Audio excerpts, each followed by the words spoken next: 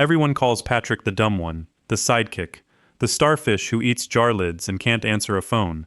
But a real marine biologist built this character on purpose, straight from actual starfish biology. And that single fact changes everything you think you know about him. In this video, we break down the hidden lore behind Patrick's genius. The setup.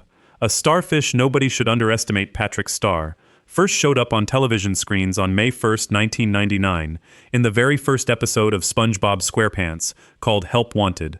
That was Nickelodeon's pilot episode, the one that introduced the whole world of Bikini Bottom to viewers for the first time. Patrick wasn't some late addition brought in after the show found its footing. He was there from day one, standing right next to SpongeBob as one of the two characters the entire show would end up being built around. Since then, Patrick has become one of the most recognized cartoon characters on the planet, known by people who have never even sat through a full episode of the show. His shape alone, a pink 5-armed starfish with a goofy smile, is enough for almost anyone to name him on sight. He was created and designed by Steven Hillenburg, the same person who came up with the entire show. Hillenburg didn't just draw a random shape and give it a personality. Every character in Bikini Bottom came from a specific animal that lives in the ocean, and Patrick came from a real starfish. That detail matters a lot, and it will come up again later, because the animal Hillenburg chose to build Patrick around says more about this whole story than most people realize. For now, it is enough to know that nothing about Patrick's design was random. Every choice had a reason behind it, even the ones that look like simple jokes on the surface. Patrick lives under a rock in Bikini Bottom, the underwater city where the whole show takes place. That rock is his home, his shelter, and in a lot of ways his whole personality summed up in one image. Most characters in the show have houses shaped like something that fits their job or their personality. SpongeBob lives in a pineapple. Squidward lives in something shaped like a stone head from Easter Island. Patrick lives under a plain rock, with no decoration, no structure, nothing added to it at all. It is about as close to doing nothing as a home can get, and that fits, because Patrick has never held a steady job across the show's history. He is officially unemployed. At different points he has tried odd jobs or short-term work, but nothing that ever stuck. He has openly called himself an expert in doing nothing at all, treating it less like a failure and more like a skill he has fully mastered. That single detail, a grown character being proud of doing nothing, tells viewers exactly how the show wants people to see him at first glance. He is meant to look like the laziest character in the entire cast, someone who avoids effort the way other people avoid danger. Alongside the laziness, the show built Patrick around the idea that he is not very bright. This is one of his most repeated traits across hundreds of episodes. He misunderstands simple instructions, forgets what he is doing in the middle of doing it, and reacts to basic situations in ways that make almost no sense. These moments make up a huge amount of the show's comedy. A large part of why Patrick works so well as a character comes from how confidently he says and does things that are clearly wrong. He rarely doubts himself, even when what he is saying makes no sense at all. That confidence, paired with how often he gets things wrong, is part of what makes him funny to watch. It is also part of why so many people default to calling him simply the dumb one of the group, the sidekick whose whole purpose is to make everyone else look smarter by comparison. Here is where things start to get more interesting. Even official descriptions of Patrick, the kind written by reference sources that just summarize known facts about the character, note that his defining traits are laziness and low intelligence, and then immediately add that he occasionally shows surprising intelligence. That detail does not come from a fan theory or a video essay trying to find something that is not there. It comes from a plain summary of who the character actually is, sitting right next to the description of him as lazy and not very sharp. Two things that seem to contradict each other are both listed as true about the same character, in the same breath. That is not a small detail. That is the entire foundation this whole story is going to be built on. Patrick is not a character locked into one small corner of the SpongeBob world either. His reach across the franchise is much bigger than a lot of people realize. Beyond the main series, he has appeared in every major SpongeBob movie released so far. He has also become the lead character of his own show. In 2021, The Patrick Star Show premiered, putting him at the center of his own series for the first time, surrounded by his own family instead of standing next to SpongeBob. That is a big jump for a character who started out as a supporting friend in someone else's story. Very few side characters in any cartoon ever get handed their own show built entirely around them, and the fact that Patrick did says something about how much of an impact he made on audiences over the years. His voice has stayed remarkably consistent across all of this. Bill Fagerbakke has voiced Patrick since the character's first appearance, and that same voice has carried through the original series, the movies, and the spin-off show. A consistent voice actor across more than 2 decades helps a character feel like one continuous person instead of a shifting idea that changes from year to year.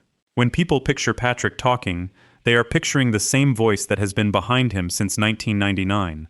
That kind of long-term consistency is rare, and it adds weight to everything Patrick has said and done across the show's history, because it has all come from the same performance.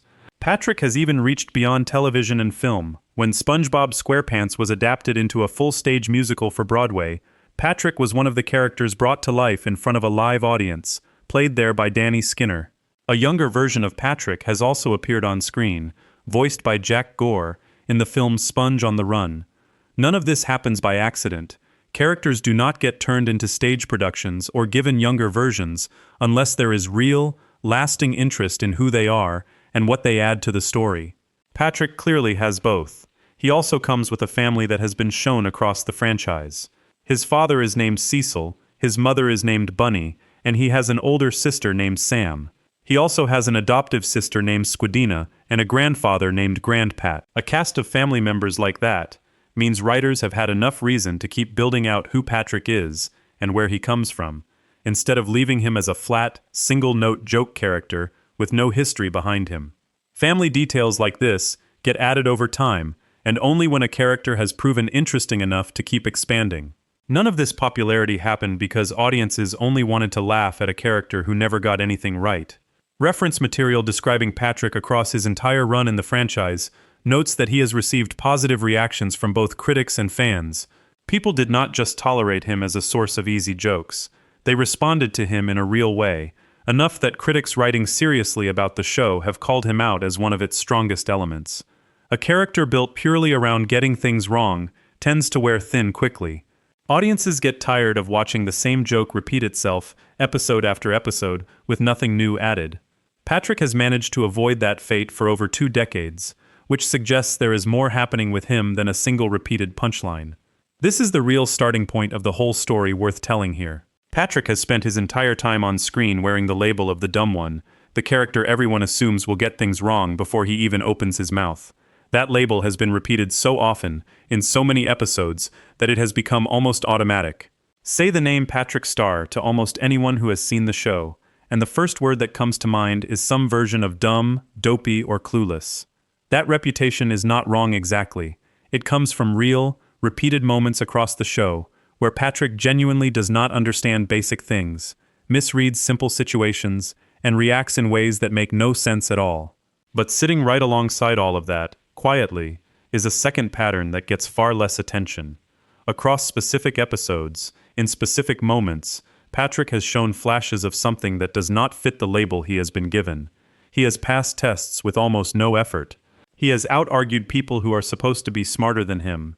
He has built plans, followed through on them, and manipulated situations in ways that require real thought, not luck.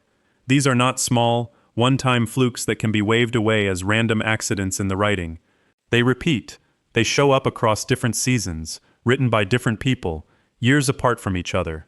A pattern that keeps appearing across that much time, across that many writers, is not an accident. It is something built into the character on purpose. That contradiction is the entire reason this character deserves a much closer look than most people are willing to give him. It would be easy to watch a handful of episodes, laugh at Patrick's mistakes, and move on assuming the character is exactly what he appears to be on the surface. Most viewers do exactly that, and there is nothing wrong with watching the show that way. But looking closer at specific episodes, specific lines, and specific choices made by the people who built this character reveals something far more layered than a simple dumb friend character.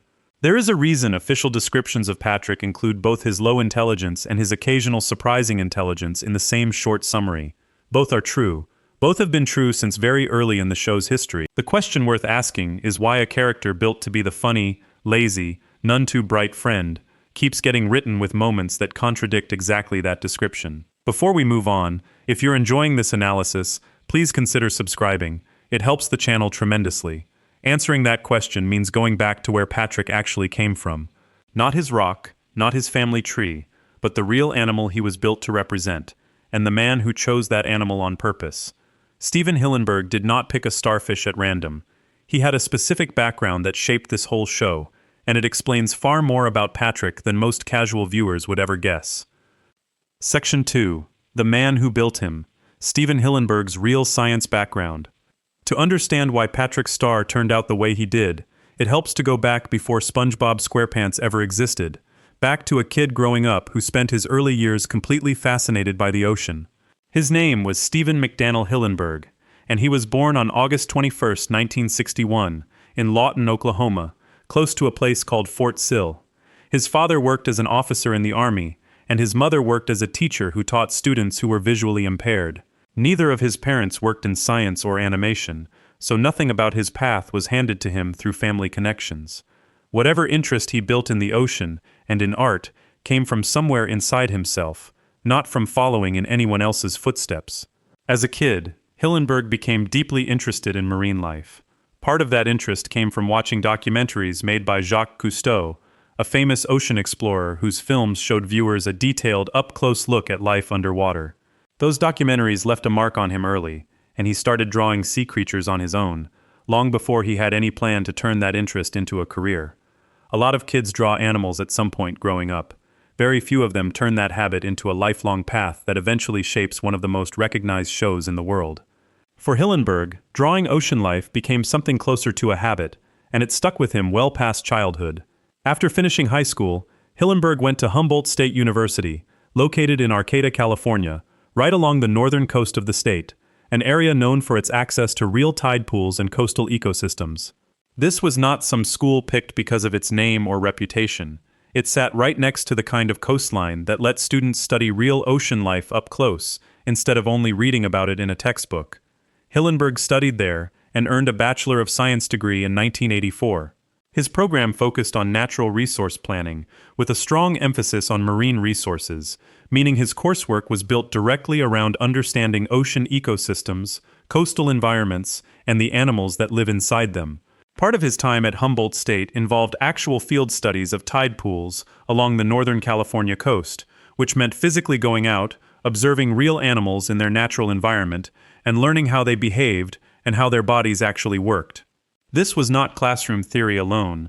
It was hands-on observation of the exact kind of animals that would later show up as characters in his show.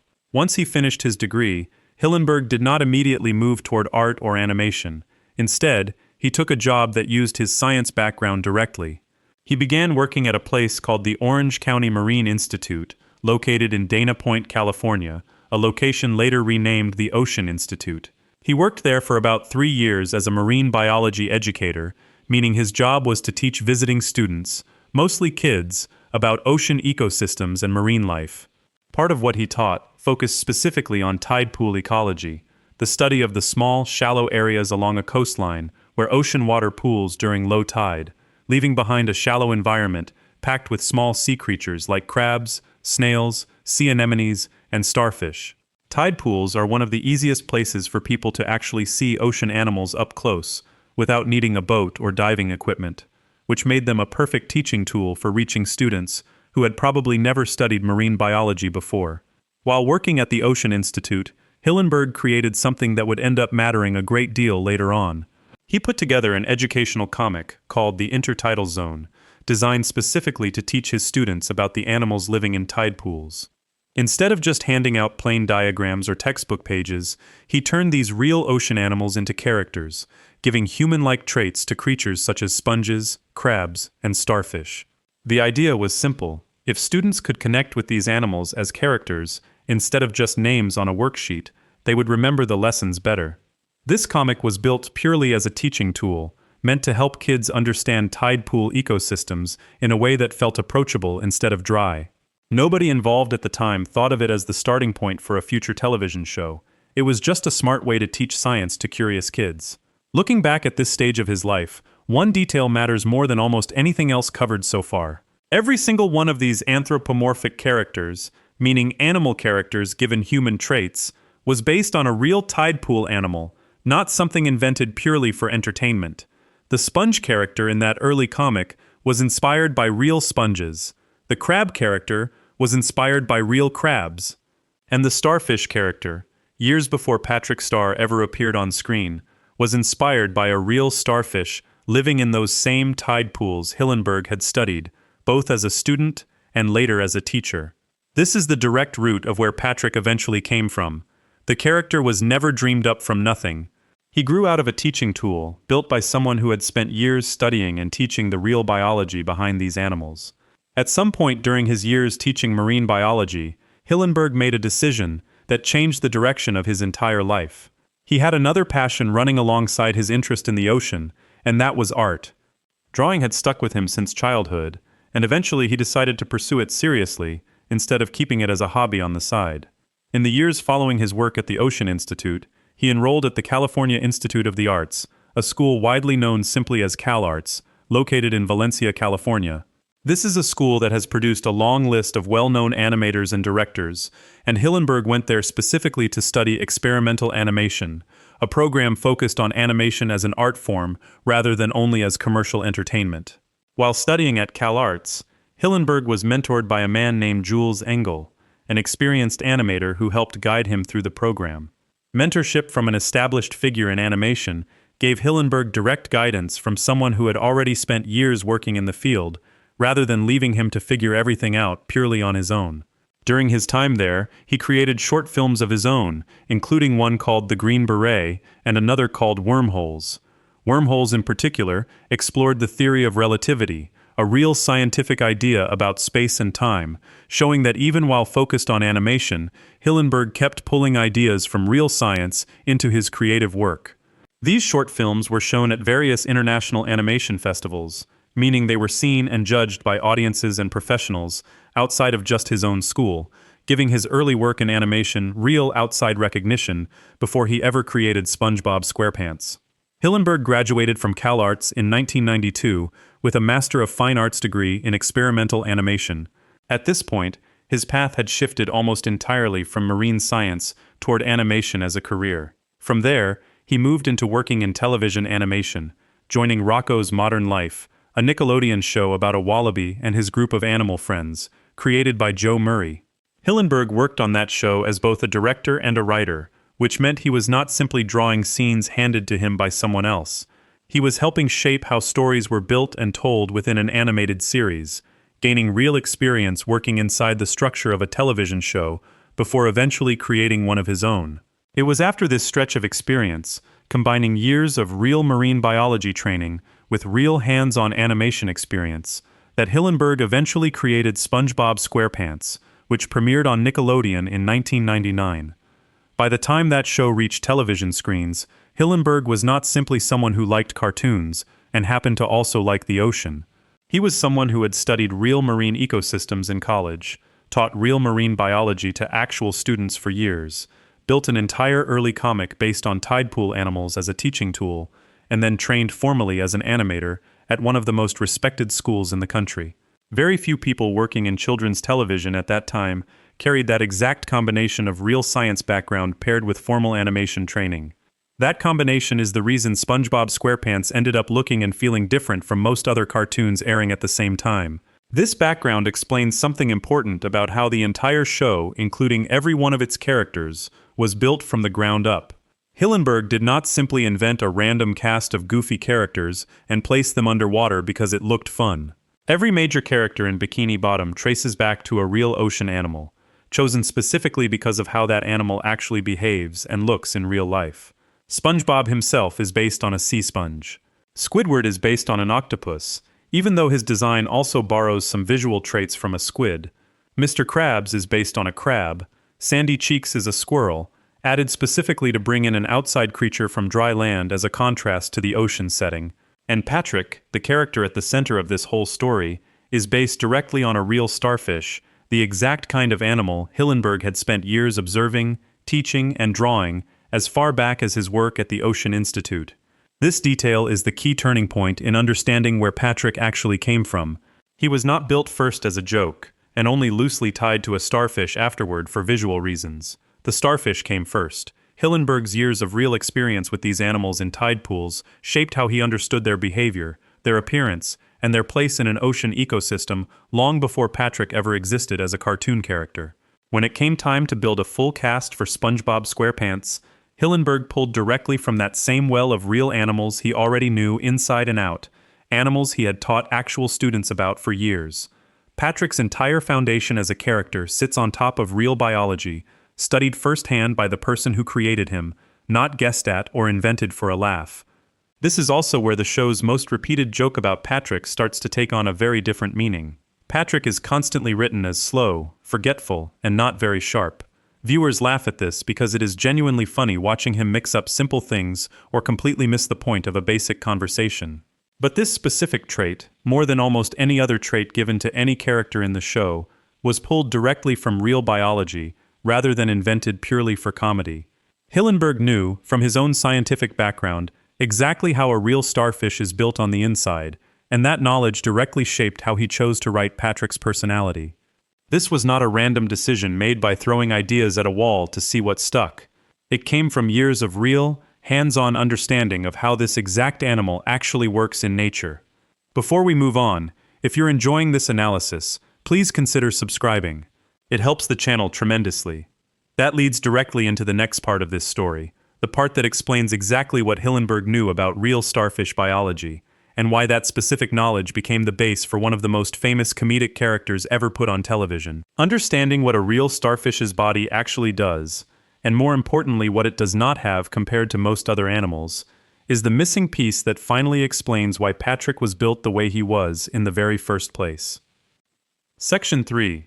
What a real starfish's nervous system actually looks like. A real starfish is a strange animal once you actually study it, and almost nothing about how its body works matches what most people would guess just from looking at one sitting quietly in a tide pool. Stephen Hillenburg built Patrick directly from this animal, so understanding the real biology underneath the cartoon matters more than it might first seem. Every joke about Patrick being slow or empty-headed traces back to something that is actually true about the real creature he was modeled on, and every surprising moment where Patrick shows real ability traces back to something that is also true about that same creature. Both sides of Patrick come from the same source. The first thing worth clearing up is that a starfish is not actually a fish at all. This is such a basic point that it barely gets mentioned in most conversations, yet it matters. Fish have backbones, gills built for pulling oxygen out of water in a specific way, and fins built for swimming. Starfish share none of that. Because of this, many scientists prefer to call them sea stars instead of starfish, since the word fish attached to their name gives the wrong idea about what kind of animal they actually are. Sea stars belong to a much older, much stranger branch of ocean life, a group of animals that also includes sea urchins, sand dollars, and sea cucumbers. All of these animals share a body plan built around a circle, usually divided into 5 equal sections, instead of the front-to-back, head-to-tail plan that most animals people are familiar with tend to follow. That 5-part, circular body plan is the first clue that a sea star's insides do not work the way most people assume. Humans, dogs, birds, fish, and nearly every other animal people grow up learning about have a clear front end and back end. The front end usually holds the head, and the head usually holds the brain, the control center that receives information from the eyes, ears, nose, and skin, then sends out signals telling the rest of the body what to do. A sea star has no front end and no back end in that same sense. It has 5 arms spreading out in a circle from a central body, with no single arm acting as more important than any other arm. There is no head sitting at the top directing everything. This detail alone already begins to explain why the animal behaves so differently from almost every other creature people are used to watching. Here is the detail that matters most of all when it comes to understanding Patrick.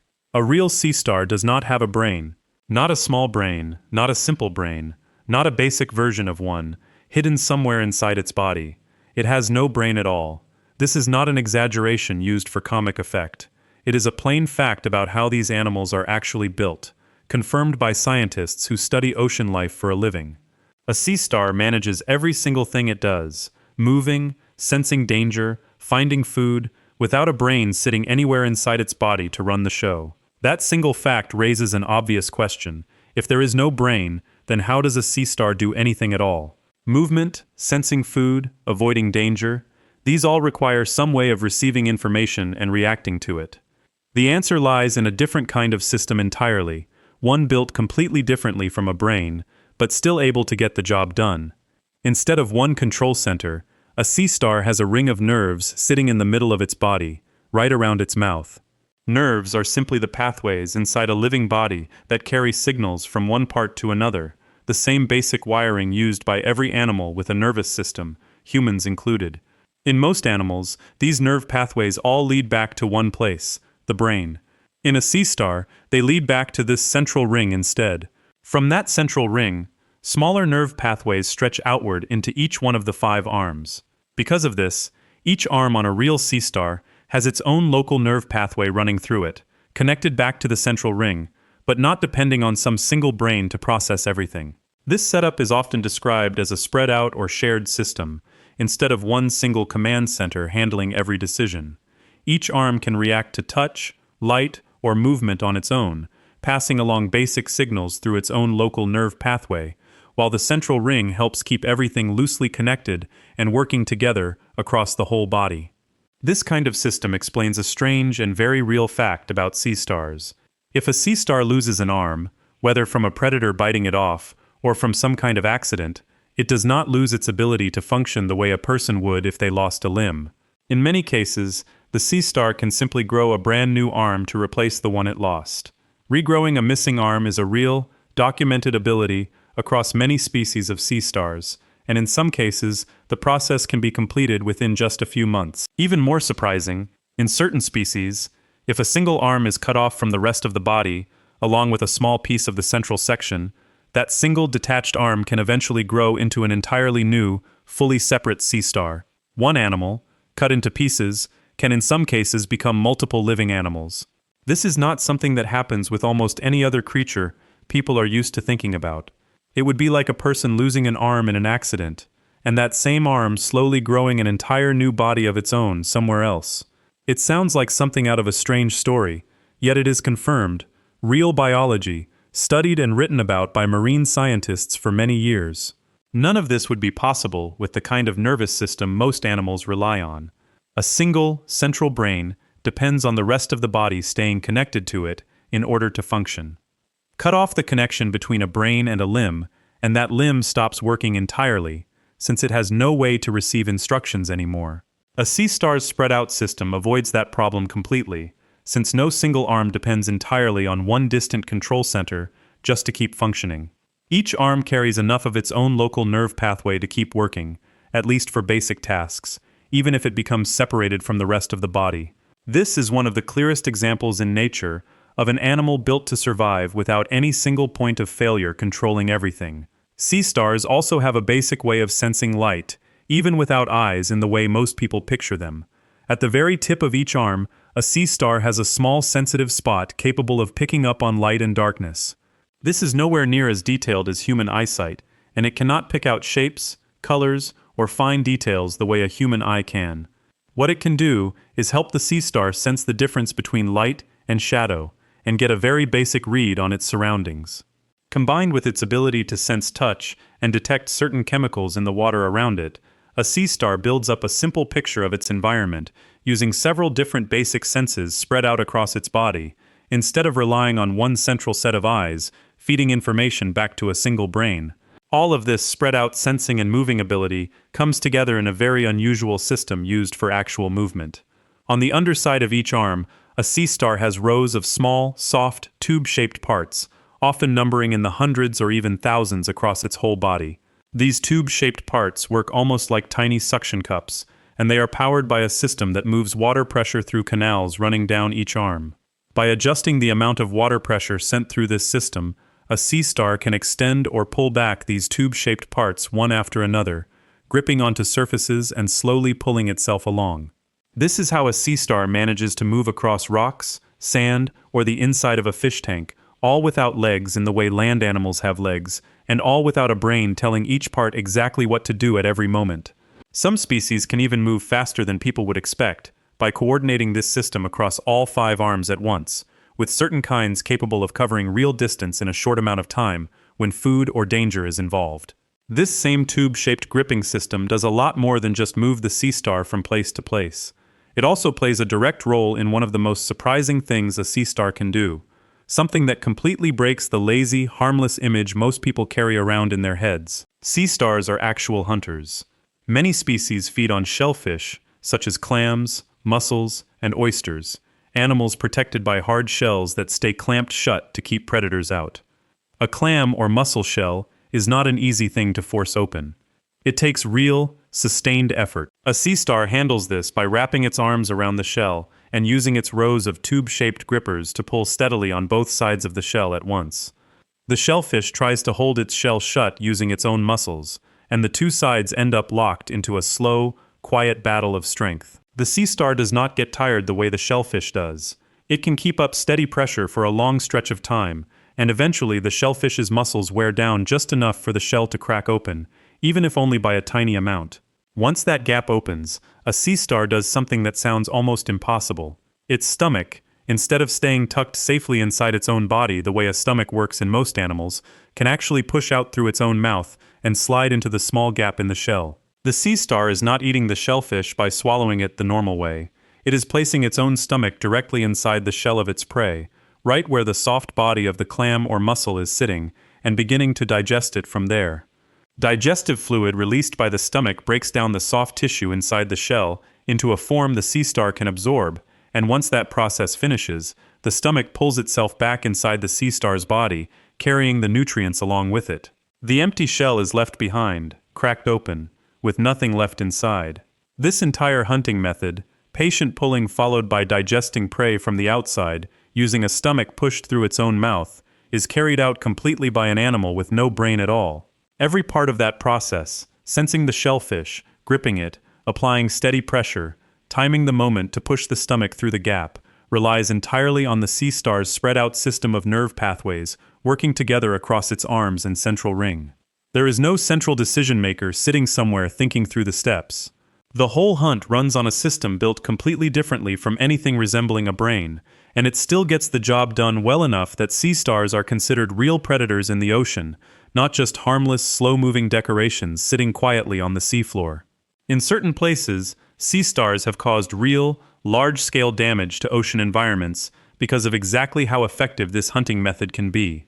One well-known example involves a species that feeds specifically on coral. In areas where this particular kind of sea star grows in unusually large numbers, it can move across a coral reef and steadily digest the living coral polyps it comes across, leaving damaged reef behind as it goes. Large groups of these sea stars moving through a reef area over time have caused measurable harm to real coral reef ecosystems in parts of the world. This is not the behavior of a slow, harmless animal that only exists to sit still and look simple. It is the behavior of an animal capable of shaping an entire ecosystem around it, entirely without a brain directing any part of that process.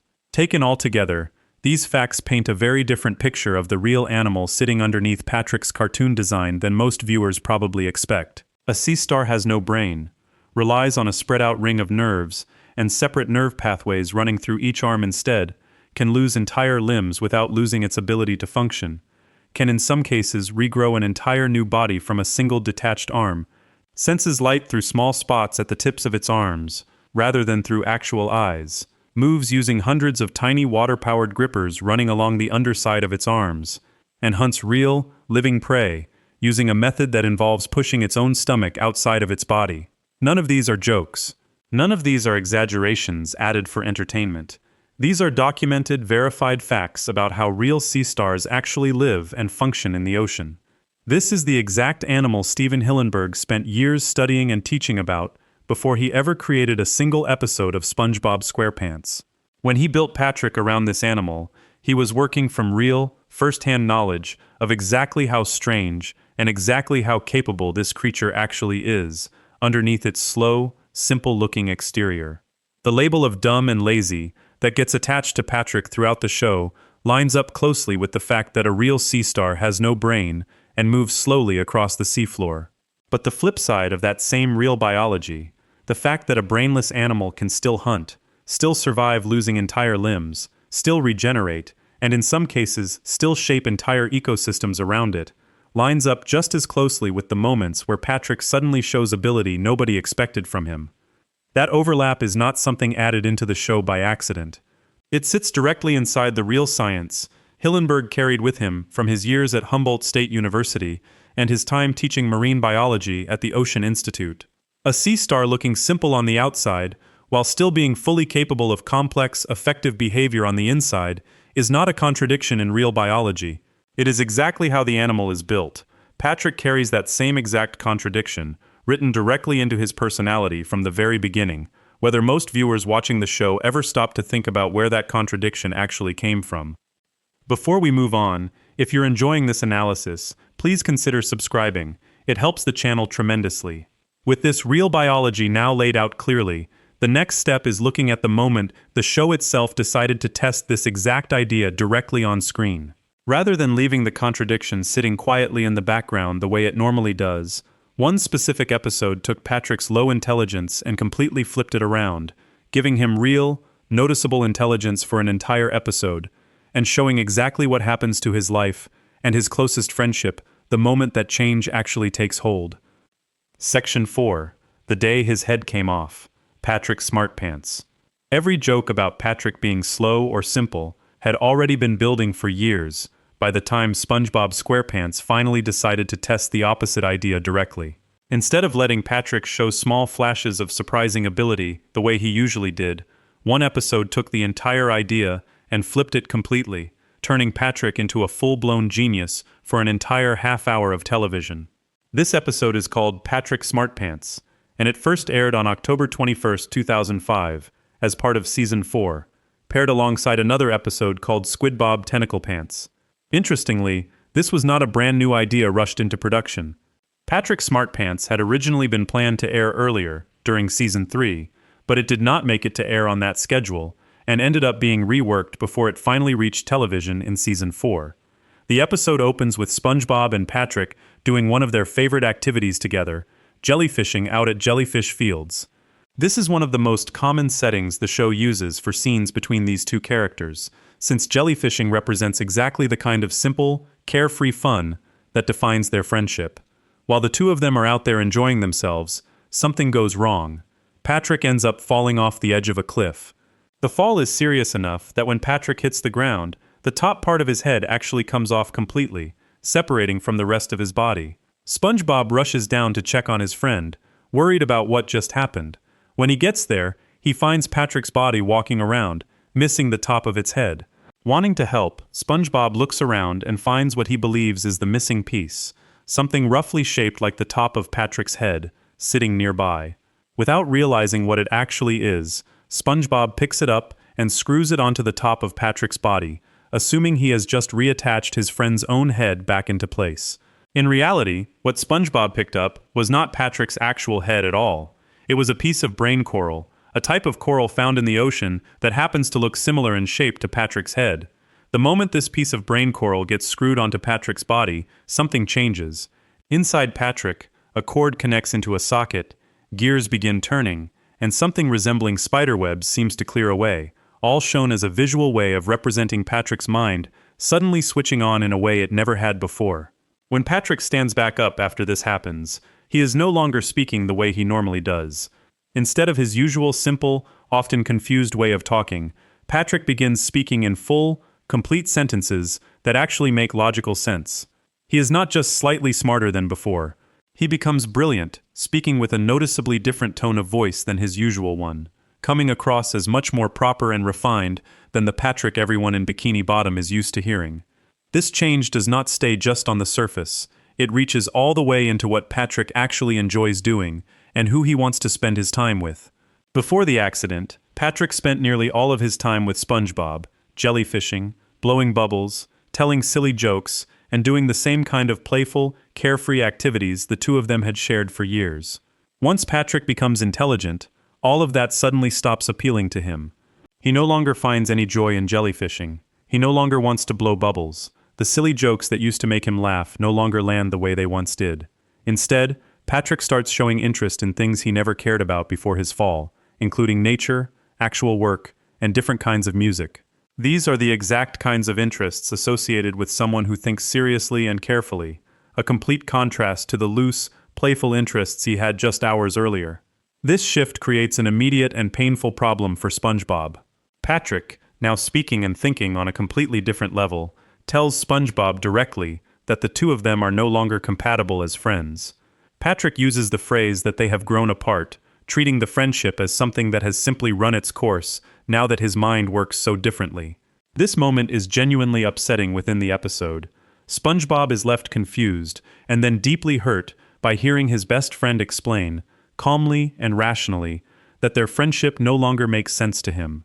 This is not Patrick being mean on purpose or trying to hurt SpongeBob's feelings out of anger. It comes across as Patrick simply applying his new, more logical way of thinking to his own life, concluding that spending time with SpongeBob no longer fits who he has become. With his friendship with SpongeBob suddenly gone, Patrick starts spending time with two other characters instead, Squidward and Sandy, both of whom are usually shown as much smarter or more skilled than Patrick in specific areas. Squidward has always been shown as someone deeply devoted to music, particularly playing the clarinet, treating it as a serious form of art rather than just a hobby. Sandy, on the other hand, is a scientist, someone who spends her time on real experiments, inventions, and mathematical problems inside her tree dome. Once Patrick becomes intelligent, he ends up bonding with each of them separately, connecting with Squidward through music, and with Sandy through math and science, two areas Patrick previously had no interest in or ability with at all. These new friendships do not last very long. With Squidward, Patrick's new intelligence makes him extremely critical rather than appreciative.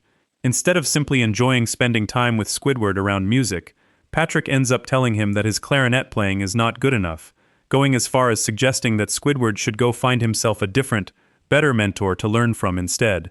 Considering how deeply Squidward cares about his music and how much pride he takes in it throughout the show, being told this by someone he thought respected his musical ability is a real blow, and it quickly ends whatever connection they had just started building. The situation with Sandy plays out in a similar way.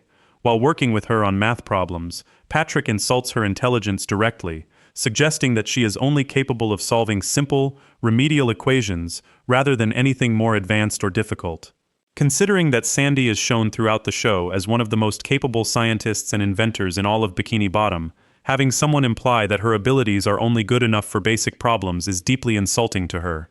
Sandy immediately orders Patrick to leave, clearly offended by what he just said. Right before he leaves, she tells him plainly that she liked him better back when he was, in her words, a barnacle head, a clear reference to preferring the old, simple-minded version of Patrick over the sharp, condescending version currently standing in front of her.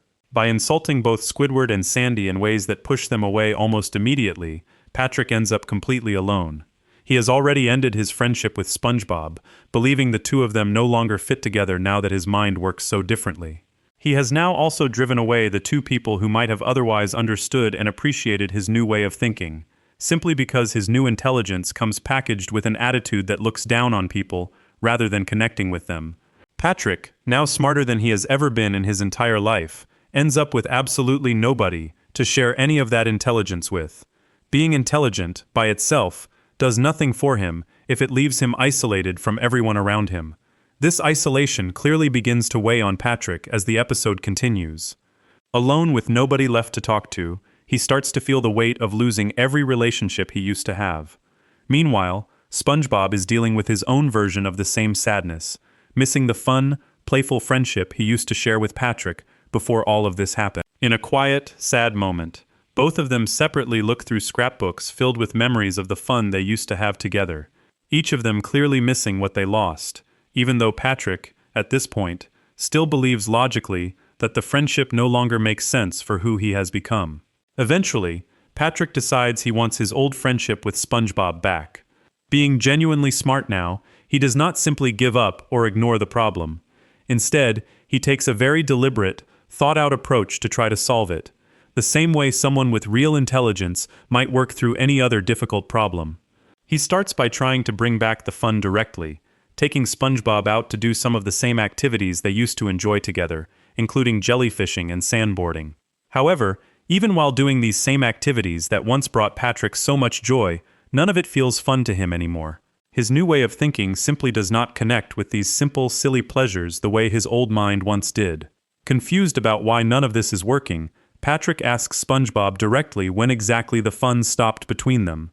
SpongeBob answers honestly, explaining that it started the moment Patrick fell off the cliff and became smart in the first place.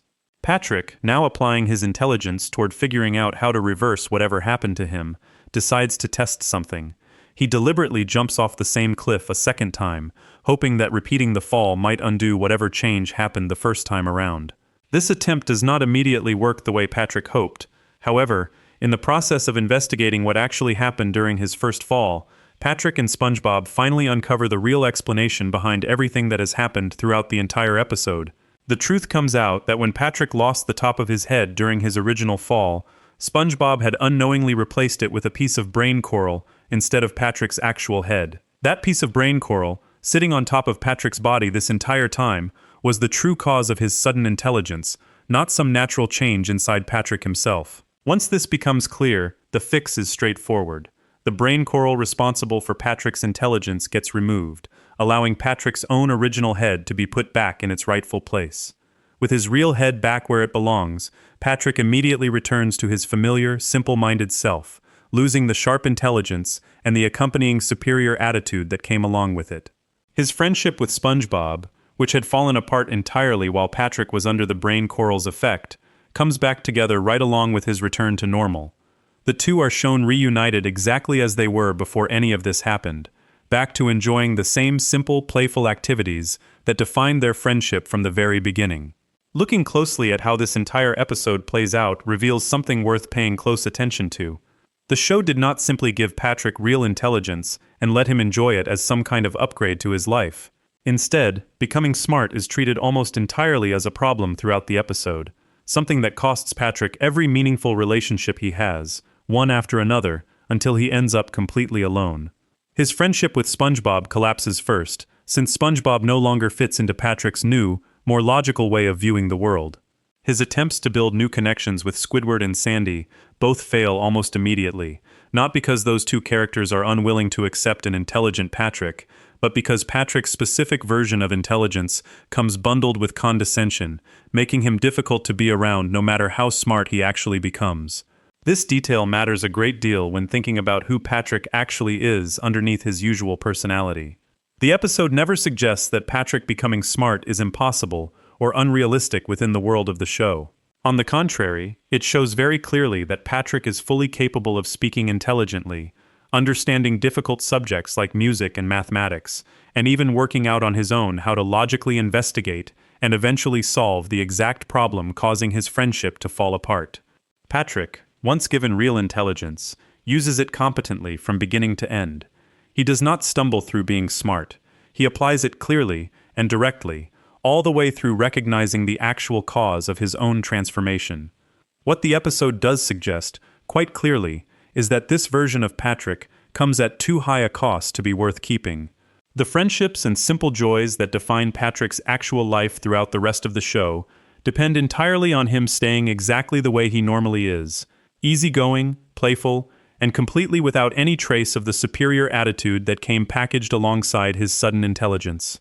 Once that intelligence disappears along with the brain coral, everything Patrick actually values in his life comes right back with it. This is a very deliberate choice made by the writers, choosing to end the episode by restoring Patrick's usual personality, rather than letting him keep any part of the intelligence he temporarily gained. Patrick Smartpants stands as direct, on-screen proof that this character was never truly incapable of real intelligence in the first place. Every ability Patrick showed off during this episode, understanding complex conversations, solving problems, and reasoning his way toward the true cause of his own condition, came from the exact same character viewers otherwise know as simple-minded and easily confused. Nothing about his actual mind changed between his usual self and his smart self, except for a piece of coral sitting where his real head should have been. The capability itself was always there, waiting underneath the surface the entire time. Before we move on, if you're enjoying this analysis, please consider subscribing. It helps the channel tremendously. This raises an obvious question that carries directly into the next part of Patrick's story. If Patrick genuinely has the ability to think, reason, and solve problems clearly, when given the right push, then his usual behavior across hundreds of other episodes deserves a much closer look.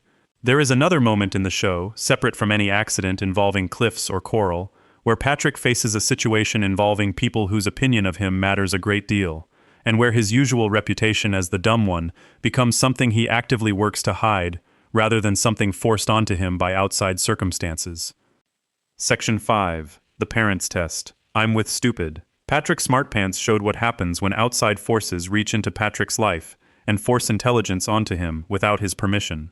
A separate episode takes a completely different path toward the exact same question, and this time nothing is forced on Patrick from the outside at all.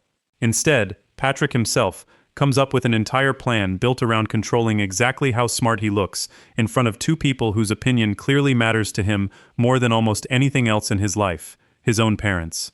This episode is called I'm with Stupid, and it aired on October 19, 2001, as the second half of the 37th episode of the show during Season 2.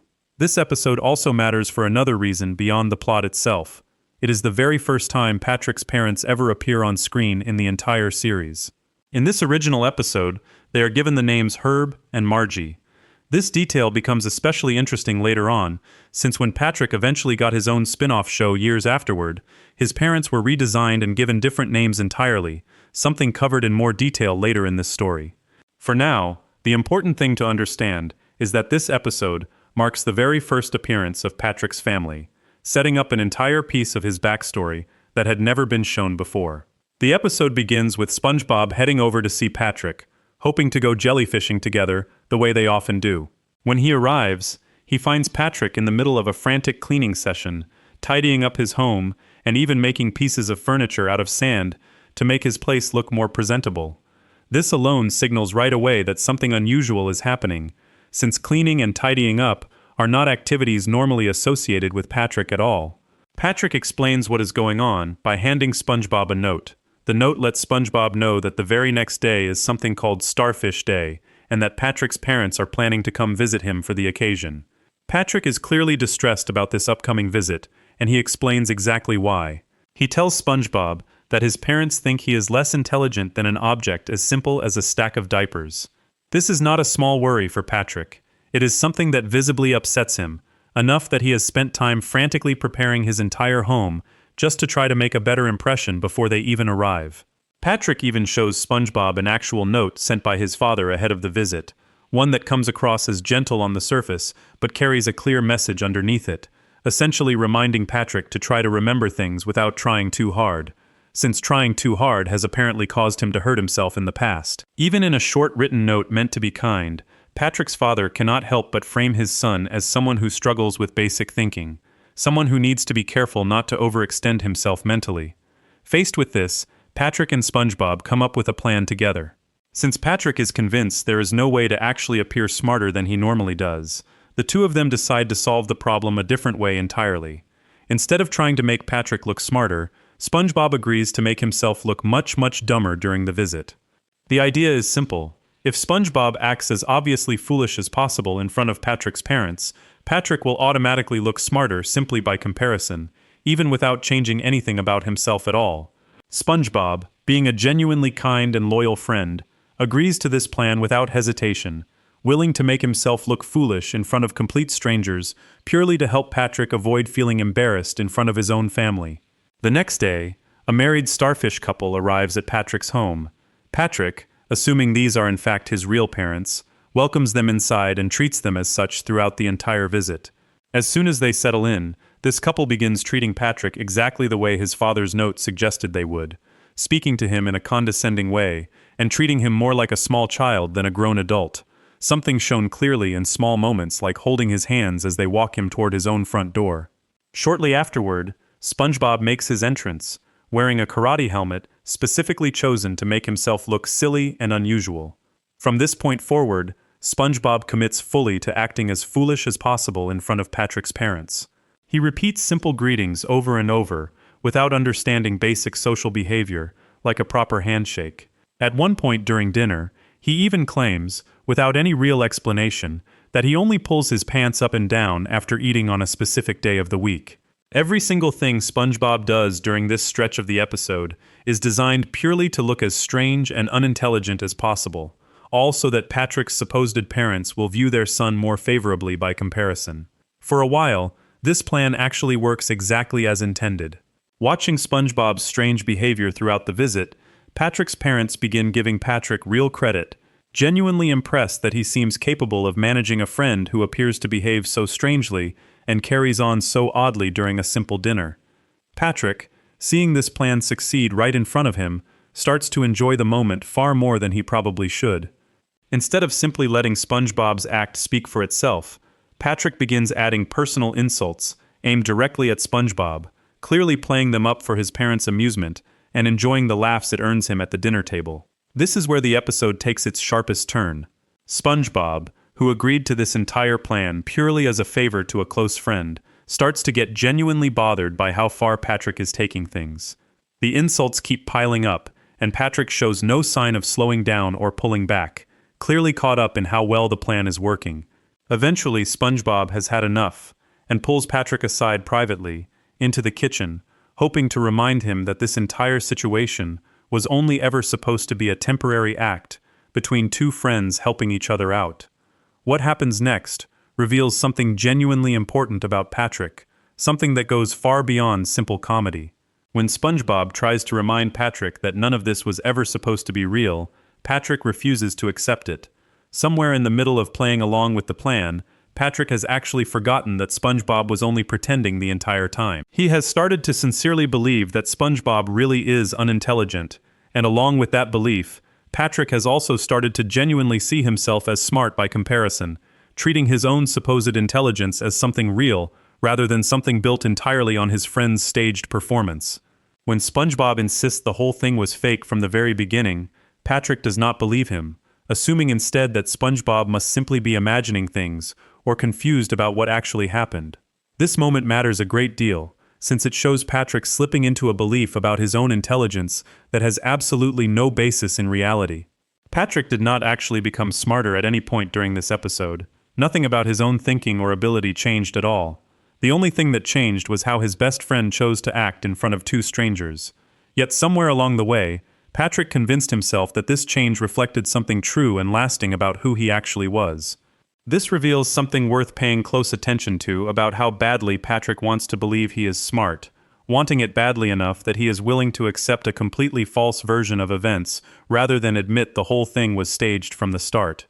As SpongeBob continues trying to prove that he was only pretending, hoping to salvage the situation before it gets any worse, the episode reaches its final twist. It turns out that the couple Patrick has been treating as his parents this entire time are not actually his real parents at all. They are simply a separate married starfish couple who happen to know where Patrick lives, treating him poorly for reasons that have nothing to do with any real family history between them. Right around the same time this gets revealed, Patrick's actual real parents finally show up at his home, arriving just as the fake version of events completely falls apart. By the end of the episode, everything settles into a strange, oddly cheerful conclusion. Patrick ends up sitting together with his real parents, all of them laughing together as Patrick's rock-shaped home closes shut around them for the night. Despite everything that happened throughout the episode, including SpongeBob being humiliated in front of strangers, and Patrick briefly convincing himself that his own friend was genuinely unintelligent, the episode ends on a note of warmth between Patrick and the family members who actually belong to him. One particular line Patrick says during this episode has stood out to people who have studied the show closely over the years. At one point, Patrick makes a comment about how people who are genuinely unintelligent are always completely unaware of just how unintelligent they actually are. Taken on its own, this is a surprisingly sharp and accurate observation, especially coming from a character constantly treated as the least intelligent member of the entire main cast.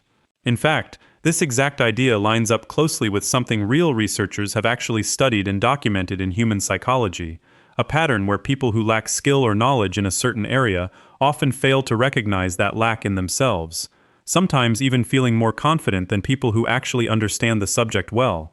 Patrick delivering this specific insight, entirely on his own, without any brain coral or accident forcing intelligence onto him the way it did in the previous episode, stands out as a small but real moment where his usual reputation and his actual words do not line up cleanly at all. At the same time, this episode also reveals a less flattering side of what happens once Patrick believes, even briefly, that he might be smarter than someone else.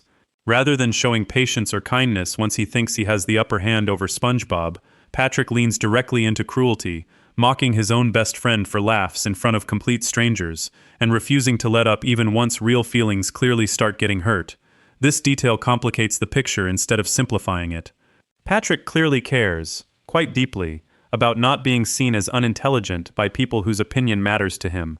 Yet the moment he believes he has actually gained the upper hand over someone else, even temporarily, and even based on a lie, he does not use that position kindly. This suggests that Patrick's relationship with his own intelligence, or the appearance of it, is tangled up with insecurity, pride, and a need to feel superior to someone else, rather than simple curiosity or a straightforward desire to learn and understand things better. Taken together with Patrick Smartpants, this episode adds an important new layer to the overall picture forming around this character. In Patrick Smartpants, intelligence gets forced onto Patrick physically, through an accident completely outside of his control, and the entire story revolves around how that accidental intelligence costs him every meaningful relationship he has. In I'm with Stupid, nothing forces Patrick to want to appear smart. He builds an entire elaborate plan on his own initiative, purely because the idea of his own parents seeing him as unintelligent bothers him enough to spend an entire day cleaning his house and preparing an elaborate deception before they even arrive. This is not a character who has made peace with being seen as the dumb one. This is a character actively working, planning, and manipulating an entire situation, specifically to avoid that exact reputation in front of the two people whose judgment clearly means the most to him. Before we move on, if you're enjoying this analysis, please consider subscribing. It helps the channel tremendously. If Patrick truly did not care about looking unintelligent, none of the frantic cleaning, the elaborate plan, or the hurt over his father's note would make sense. All of it came from his own choices, not from anything forced on him. That same pattern shows up again elsewhere in the show, this time involving an actual test, an official license, and a different authority figure entirely. Section 6, The License. Driven to tears, Patrick Smartpants involved an accident nobody could have planned for, and I'm with Stupid involved a deception Patrick built entirely on his own. This next episode involves something different from both of those. A real official test administered by an actual authority figure, with a real result recorded and a real license handed out at the end of it. This episode is called Driven to Tears, and it first aired on February 19, 2007, as the first half of the 17th episode of Season 4, paired alongside a second segment called Rule of Dumb. The episode opens with SpongeBob and Patrick heading toward Mrs. Puff's boating school, a place that shows up constantly throughout the series as the site of SpongeBob's ongoing struggle to earn his boating license. Mrs. Puff runs this school as a legitimate authority figure within Bikini Bottom, responsible for testing students and deciding, based on real performance, whether they are ready to be given a license. She is not someone who hands out passing scores casually. Throughout the entire show, SpongeBob's repeated failures at this same test have become one of the most consistent running jokes in the whole series, and this episode continues that same pattern right from the start. Before SpongeBob's test begins, Patrick shows up carrying something meant to help his friend prepare, a set of learning cards, supposedly containing everything SpongeBob needs to pass. Instead of handing them over properly, Patrick ends up eating the cards himself, claiming that learning simply tastes good. Even though SpongeBob genuinely needed the information on those cards, Patrick brushes the loss aside and instead convinces SpongeBob that he is already a winner and does not need any extra help at all. Confident in Patrick's encouragement, SpongeBob goes ahead and takes his test anyway. The result plays out exactly the way it usually does for SpongeBob at this particular school. After 1 minute and 37 seconds behind the wheel, SpongeBob fails the test for the 58th time. This number matters, since it shows just how long and how consistently SpongeBob has struggled with this exact challenge throughout the show's history, failing again and again, despite years of genuine effort and real desire to succeed. Patrick's reaction to this failure is where the episode starts revealing something worth paying close attention to. Instead of simply comforting SpongeBob or accepting the result the way SpongeBob himself seems willing to, Patrick becomes convinced that something else must be going on. He decides that the test itself must be rigged somehow, unfairly stacked against his friend. Rather than just voicing this suspicion and moving on, Patrick takes real action, deciding to take the test himself in order to get to the bottom of what he believes is happening. SpongeBob tries to stop him, warning Patrick that the test is difficult and that he has been training for years without success, but Patrick pushes forward anyway, determined to prove his theory correct. What happens next is the central turning point of the entire episode.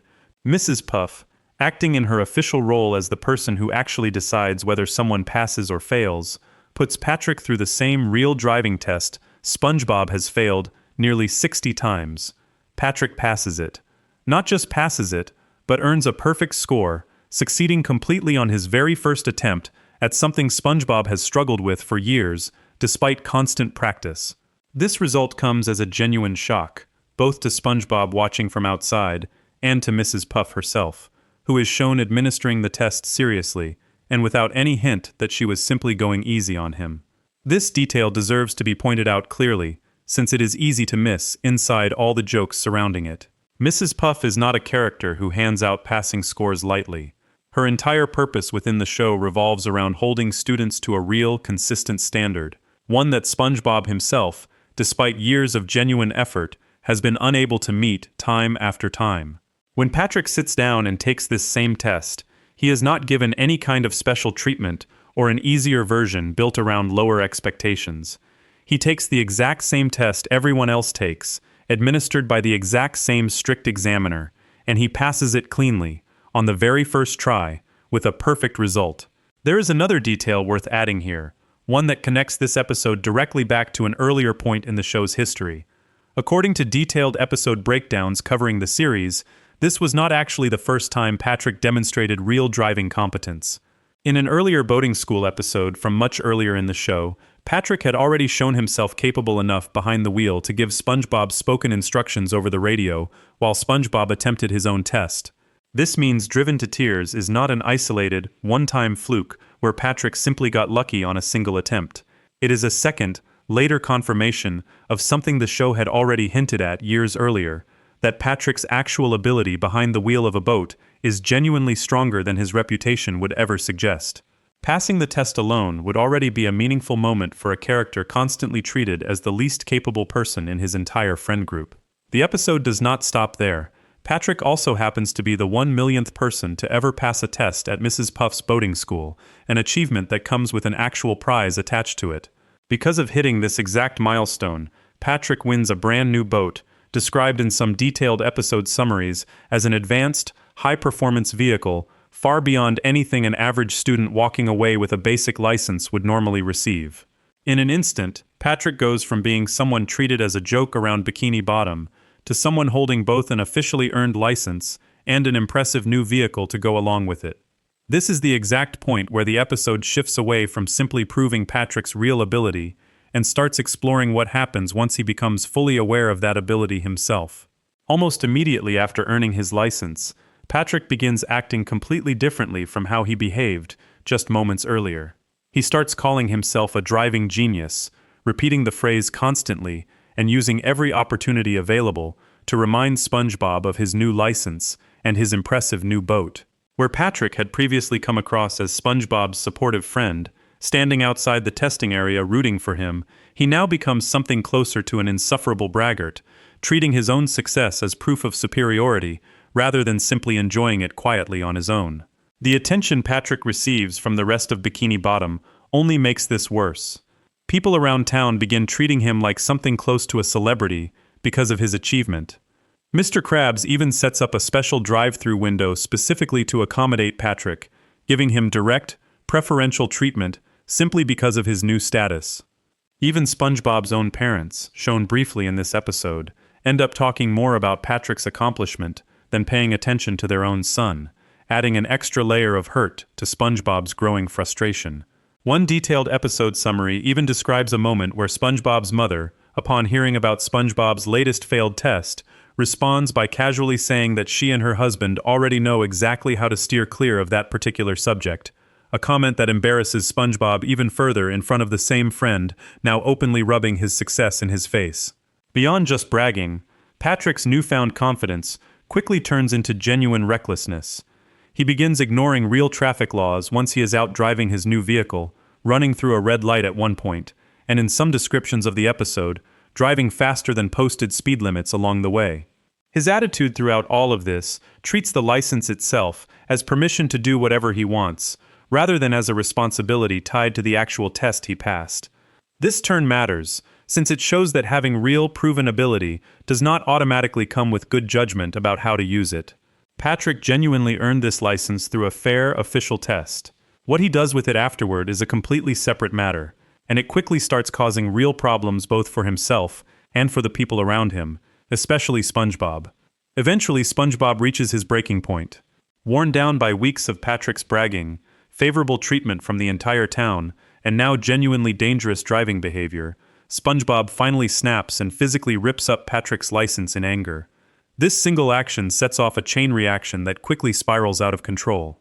Police become involved, leading to an extended chase sequence, and the situation escalates until SpongeBob himself ends up taking the blame for what happens next, ultimately getting arrested and, according to detailed episode recaps, sentenced to serve time as a result. The episode eventually settles into what several sources describe as a bittersweet ending. After serving his sentence, SpongeBob is released, and he and Patrick end up reconciling, with SpongeBob apologizing directly for allowing his own jealousy to grow so large that it pushed him toward destroying something Patrick had genuinely earned.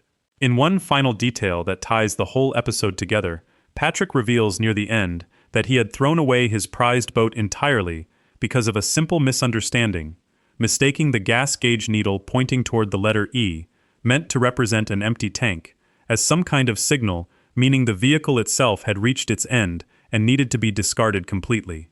That final detail is worth sitting with carefully, since it adds real balance to everything else covered in this section. Patrick genuinely passed a fair, official driving test with a perfect score, on his very first try, administered by an examiner who does not hand out easy passes to anyone.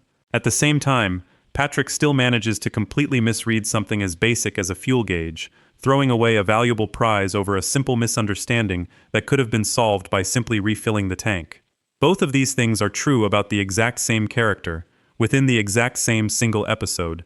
Real, tested competence sits right next to a very basic misunderstanding, without the episode treating either one as more important or more true than the other. This pattern lines up closely with everything already covered earlier in this story. Patrick Smartpants proved Patrick was capable of real intelligence once given the right push from an outside accident. I'm with Stupid showed Patrick actively building and running an entire plan on his own initiative, motivated by real insecurity about how his own family saw him. Driven to Tears adds something neither of those two episodes fully captured on its own: a real, official, third-party confirmation of ability, tested and measured by a strict examiner who does not hand out passing results easily. Patrick did not fake this result, trick anyone into believing something false, or benefit from any kind of accident changing how his mind worked. He simply sat down, took a real test under real conditions, and passed it better than SpongeBob ever has after years of genuine effort. What makes this episode particularly revealing is what Patrick does immediately afterward. Real, confirmed ability, once Patrick becomes fully aware of it, quickly turns into arrogance, recklessness, and behavior that actively damages his closest friendship. This suggests something important about how Patrick handles moments where his own capability gets proven and recognized by people around him. It is not enough for Patrick to simply know quietly that he did well. Once other people start treating him differently because of what he accomplished, Patrick leans hard into that new image, embracing the label of driving genius so completely that it starts costing him the same kind of relationship damage seen earlier during his time under the effects of the brain coral. Before we move on, if you're enjoying this analysis, please consider subscribing. It helps the channel tremendously.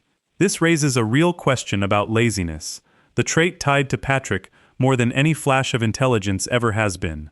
A character capable of a perfect test score and a planned scheme involving his own parents is not lacking ability. Something else explains why he chooses to do nothing almost every single day. That question leads directly into one of the show's most famous episodes, built entirely around Patrick's relationship with doing nothing at all, and what happens the one time he actually tries to change that. Section 7. Big Pink Loser Driven to Tears proved that Patrick can pass a real, official test with a perfect score when he actually puts in effort. That same episode ended with a question about why a character capable of that kind of result spends almost every other day of his life doing absolutely nothing at all. One specific episode answers that question more directly than almost any other episode in the entire series, and the answer it gives is stranger than most viewers probably expect.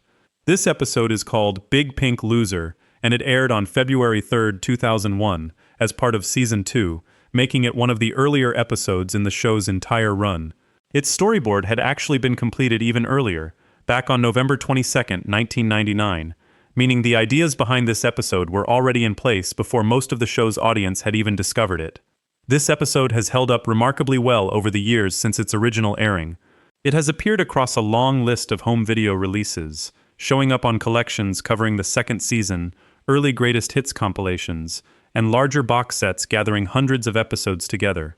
According to detailed fan tracking of the show's popularity, this specific episode has been voted the most popular episode of the entire second season, a distinction that says a great deal about how well its central joke has aged compared to plenty of other episodes from that same stretch of the show's history.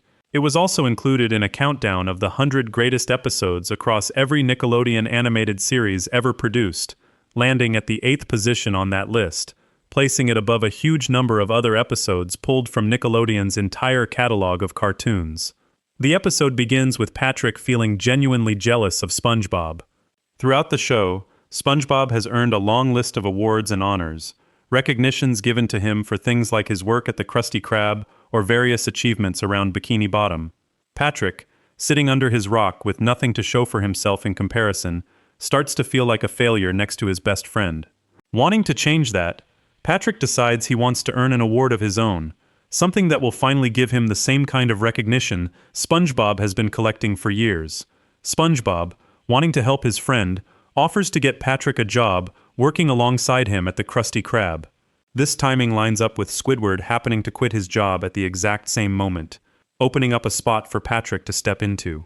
Patrick accepts, hoping that having a real job, just like SpongeBob, will finally give him a path toward earning some kind of recognition of his own.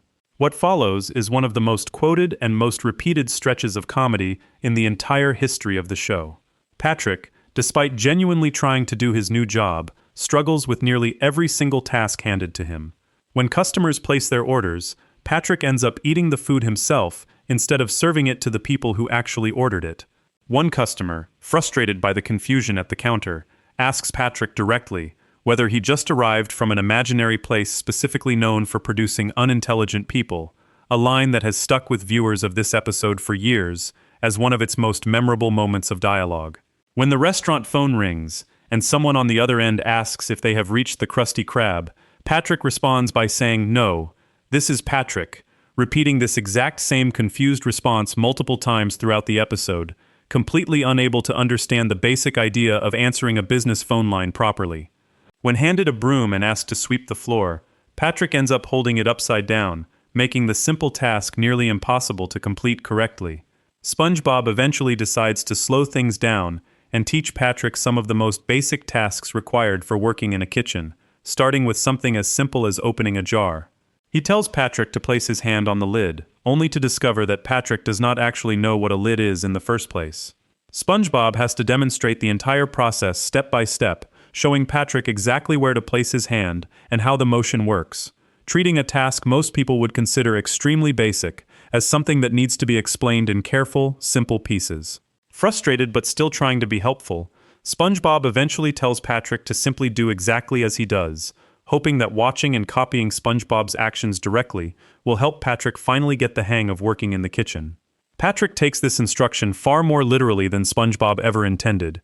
Instead of simply copying the specific actions needed to do the job correctly, Patrick begins copying everything about SpongeBob completely, including the clothes he wears, the way he talks, and eventually even claiming that he wishes he were SpongeBob instead of himself. What started as a simple attempt to teach Patrick a basic work skill quickly turns into Patrick abandoning his own identity almost entirely, choosing instead to become a complete copy of his best friend. At one point during this stretch of the episode, Patrick is shown wearing a version of SpongeBob's own work clothing, having taken the instruction to copy his friend all the way down to matching his appearance piece by piece. This copying eventually extends into a direct physical contest between the two of them. SpongeBob challenges Patrick to a simple game of jump rope, something that would normally be an easy, playful activity between two friends. Instead of treating it that way, SpongeBob ends up besting Patrick at the game outright, adding another small layer of humiliation onto everything Patrick has already been struggling through since starting his new job that same day. This behavior escalates until it becomes a real problem inside the friendship itself. SpongeBob, growing increasingly annoyed and even a little unsettled by how completely Patrick has thrown away his own personality, tries repeatedly to convince Patrick to stop copying him and just go back to being himself. Patrick refuses every single time, staying completely committed to his new identity as a copy of SpongeBob rather than snapping out of it. At one point, when SpongeBob tries addressing Patrick directly by name, hoping to remind him of who he actually is, Patrick responds by yelling that Patrick is not here at all, fully rejecting his own name and identity in favor of continuing the act. SpongeBob, watching his best friend refuse to acknowledge his own name and his own identity, openly says he wishes he could have the old Patrick back, making it clear just how far this situation has drifted from where it started that morning. Eventually, SpongeBob decides the only way to get through to Patrick is to show him exactly what this behavior looks like from the outside. He dresses himself up to look like Patrick and begins imitating him directly, introducing himself using Patrick's name and describing himself, in Patrick's voice, as the laziest and pinkest starfish in all of Bikini Bottom, someone who apparently wishes he were himself instead of SpongeBob. This moment lands with real impact. Watching SpongeBob imitate him this way, mocking exactly the kind of person Patrick actually is, underneath all the copying, Patrick suddenly stops and asks out loud what could possibly be so great about being a big pink loser, a phrase that ends up giving the entire episode its title. That single moment marks a real turning point. Patrick, hearing his own normal personality described back to him through SpongeBob's imitation, seems to realize on his own that copying someone else completely, abandoning his own identity in the process, was never actually going to solve his original problem. Right after this realization hits him, SpongeBob quickly points out that this exact moment, Patrick pushing back against being copied and rejecting the idea of being seen as a loser, was actually the closest he had come to earning any kind of real award or recognition throughout the entire episode. The insight suggested here is that Patrick copying someone else's identity was never going to bring him any real success. Whatever value Patrick actually holds seems to come from something closer to his own natural way of being, not from trying to become an exact copy of somebody else. What happens immediately afterward is where this entire episode becomes genuinely strange and worth examining closely. Almost out of nowhere, right after this whole ordeal plays out, Patrick suddenly receives an actual award. Not for serving customers correctly, not for answering the phone properly, and not for sweeping the floor the right way up. Patrick is given an award specifically for doing absolutely nothing longer than anyone else has ever managed to do it. Out of everything Patrick attempted throughout the entire episode, every failed task at the Krusty Krab, every attempt to copy SpongeBob perfectly, the one thing that finally earns him official recognition is simply existing in a state of complete stillness and inactivity for an unmatched length of time. Patrick's reaction to receiving this award is genuine joy. He is thrilled, celebrating exactly as if he had earned something as meaningful as any of SpongeBob's own honors throughout the show. Rather than feeling embarrassed that his award recognizes nothing more than sitting around and doing nothing, Patrick embraces it completely, treating it as a real accomplishment worth being proud of.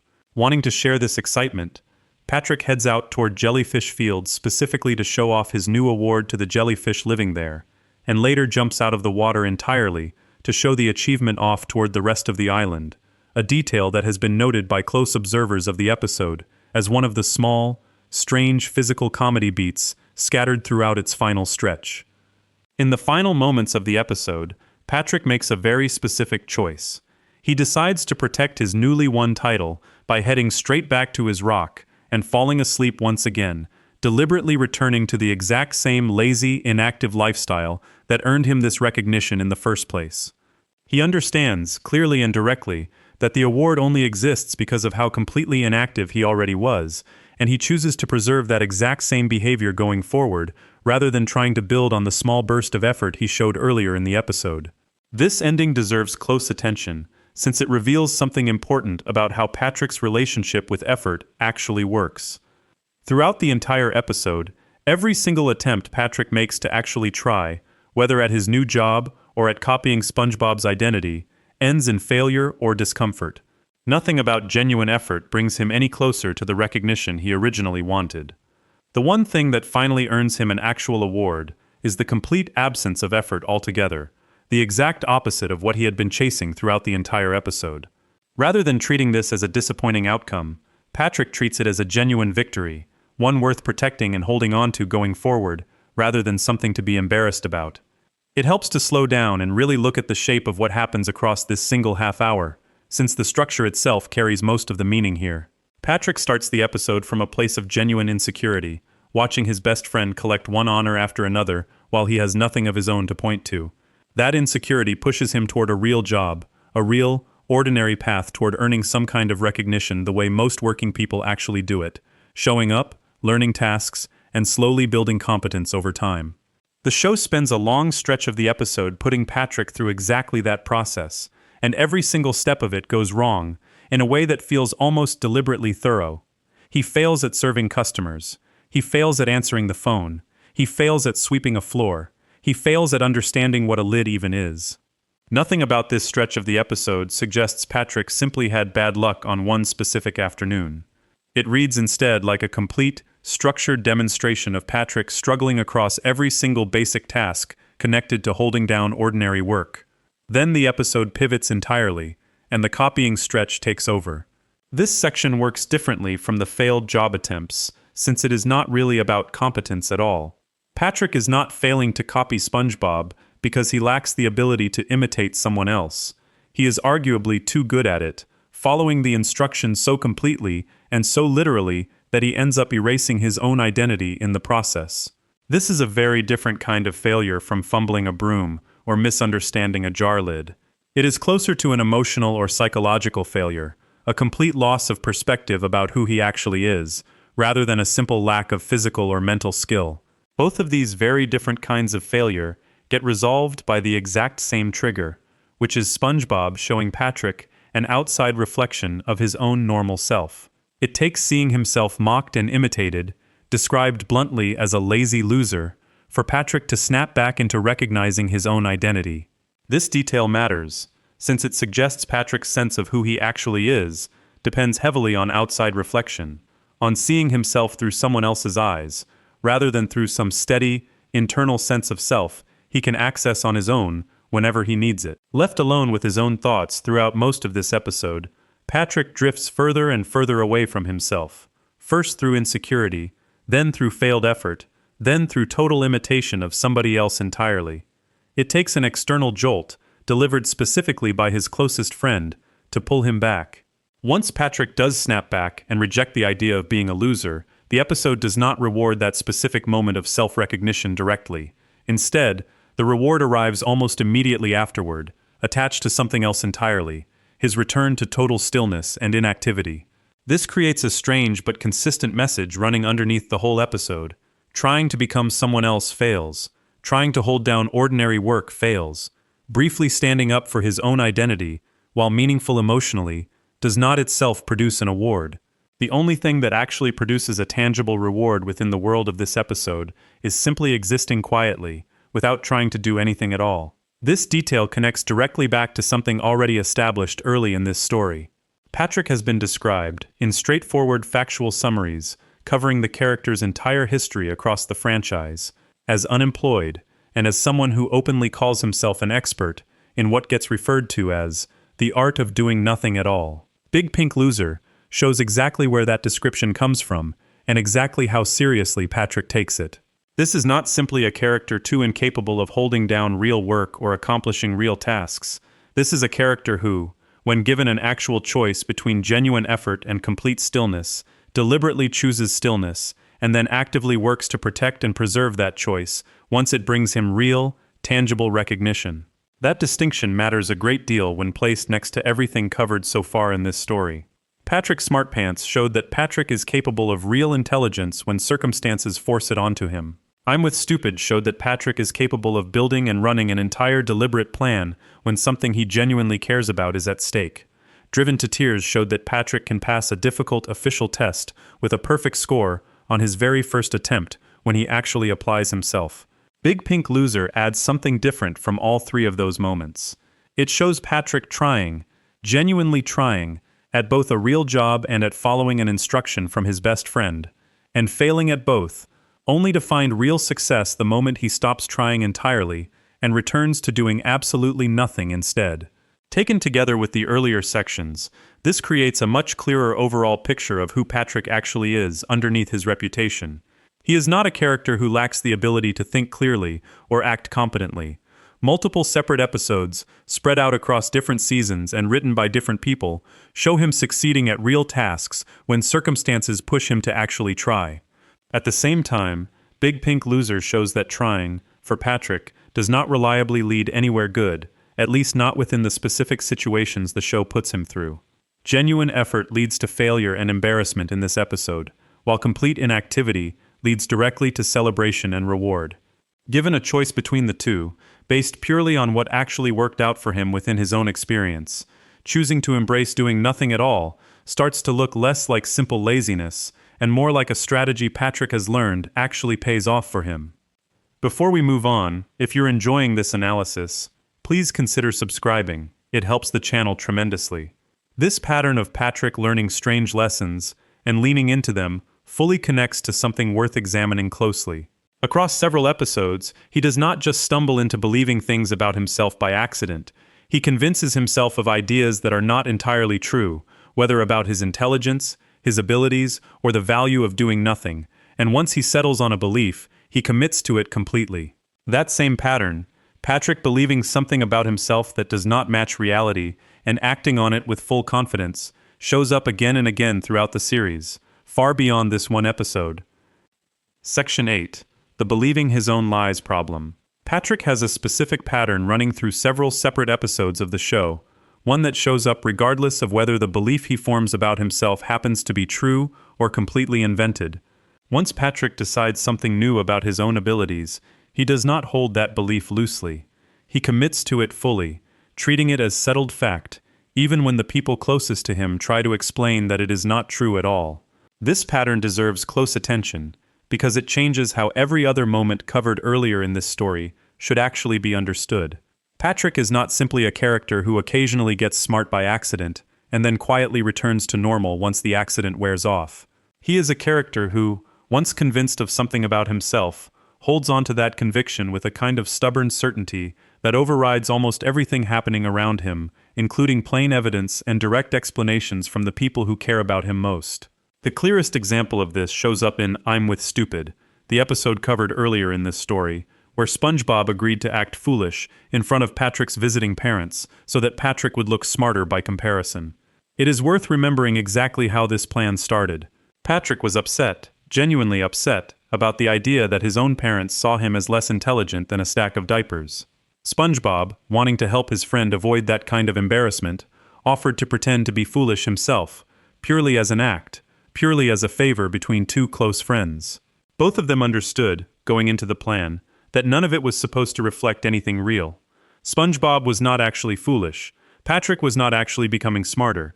The entire arrangement was built on both of them remembering, clearly, that this was pretend. Somewhere in the middle of carrying this plan out, something shifted inside Patrick, and it did not shift back on its own. He stopped treating the act as an act. He genuinely began to believe that SpongeBob really was unintelligent, not performing unintelligence, but actually being unintelligent. Along with that belief came a second one, arriving right alongside it, that Patrick himself must be smart in comparison, since his supposedly foolish friend was making him look so good in front of his parents. When SpongeBob eventually pulled Patrick aside and tried to remind him that none of it was real, that this was still the same plan they had agreed to the day before, Patrick refused to accept it. He did not simply hesitate or ask for a moment to think it over. He rejected the explanation outright, choosing instead to trust his own new belief over the direct, honest explanation being given to him by the one person who actually knew the truth of the entire situation. People who study the show closely have given this exact behavior a specific name, describing it as a moment where a character starts believing their own lies. That description fits what happens to Patrick with real precision. He did not simply forget the plan by accident, the way someone might lose track of a small detail during a long, busy day. He actively built a false belief about himself and about SpongeBob, and then held on to that false belief tightly enough that it overrode the truth being explained to him directly, in plain language, by someone he trusted completely. There is an even stranger detail sitting underneath this same episode, one that adds an important extra layer to the whole pattern. While Patrick was fully caught up in believing he had become the smart one, he also completely failed to notice something that should have been obvious to him. The couple visiting his home that day were not his real parents at all. They were simply two random starfish who happened to know where he lived, treating him the way his own parents were expected to treat him, without actually being related to him in any way. Patrick was so deeply focused on maintaining his new self-image as the intelligent one, that he lost track of something as basic and important as correctly recognizing his own mother and father. This detail shows just how strongly this belief had taken hold of him during the episode. It was not a small, surface-level thought sitting quietly in the back of his mind, easily brushed aside once someone pointed out the truth. It was strong enough to override his ability to recognize people he should have known instantly, on sight, without any hesitation at all. Driven to Tears follows a very similar emotional pattern, even though the starting point could not be more different. Unlike I'm with Stupid, nothing about Patrick's driving license was fake or built on some arrangement between friends.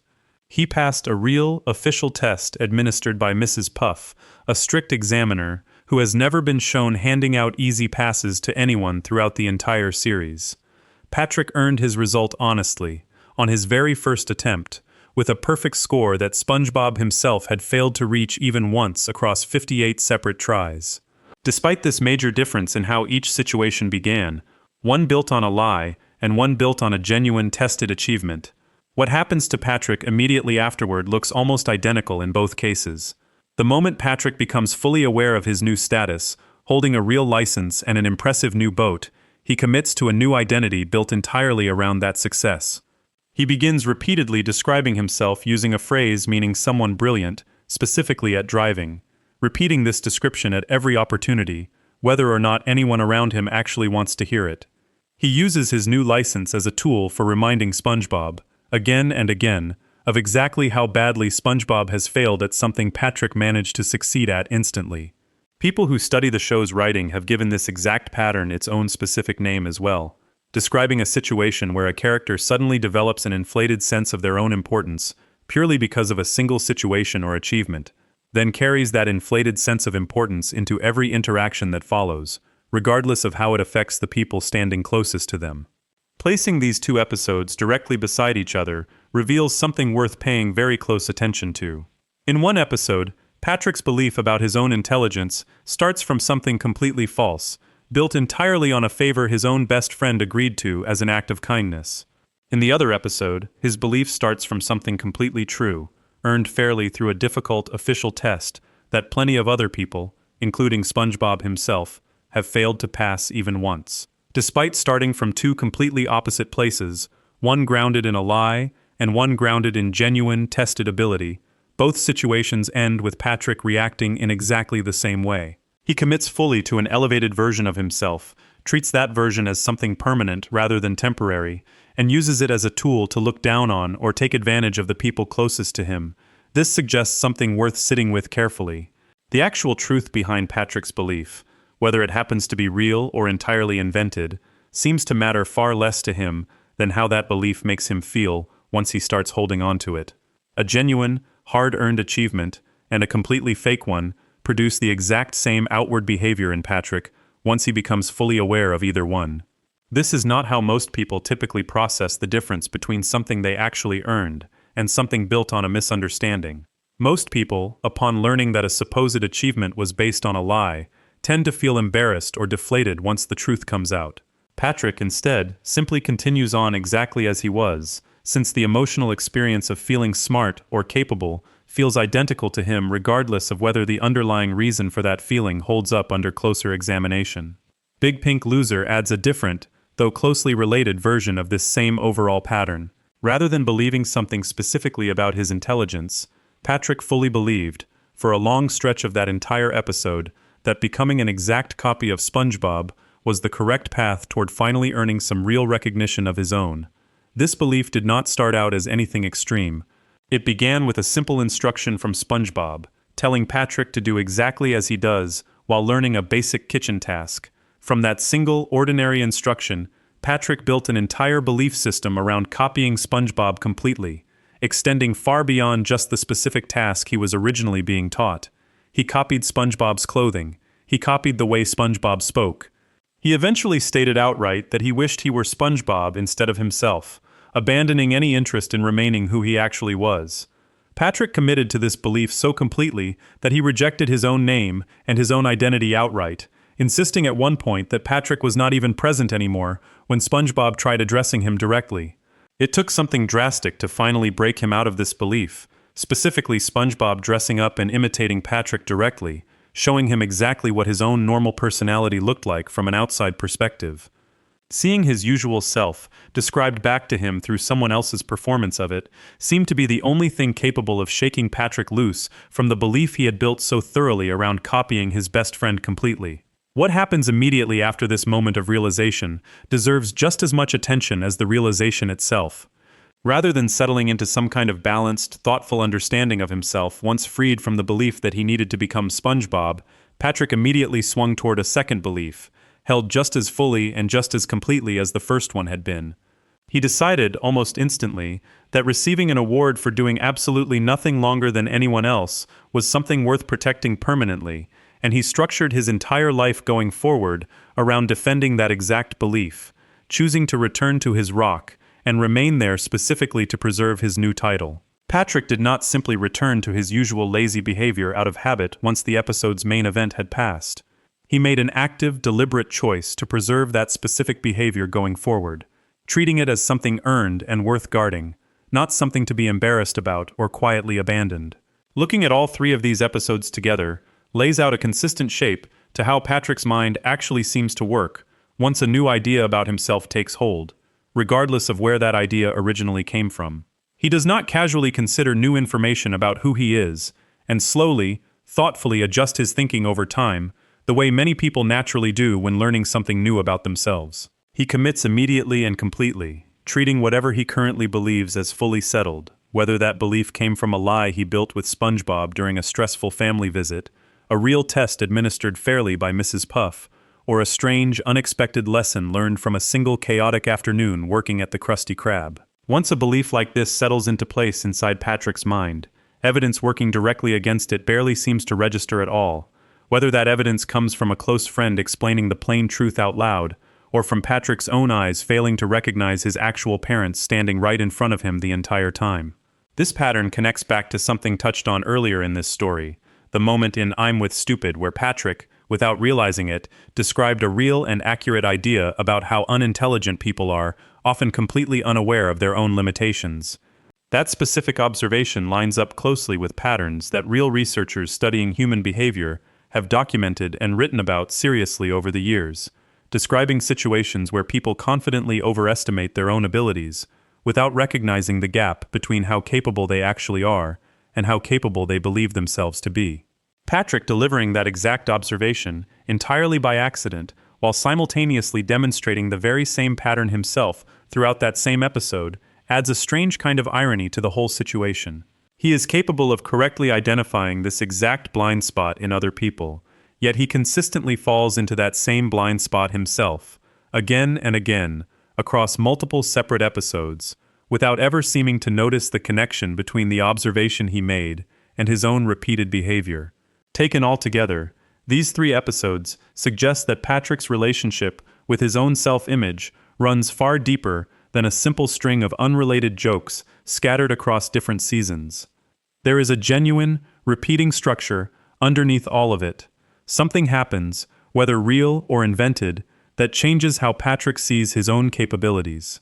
He commits to that new self-image completely and immediately, without pausing to question whether it actually holds up.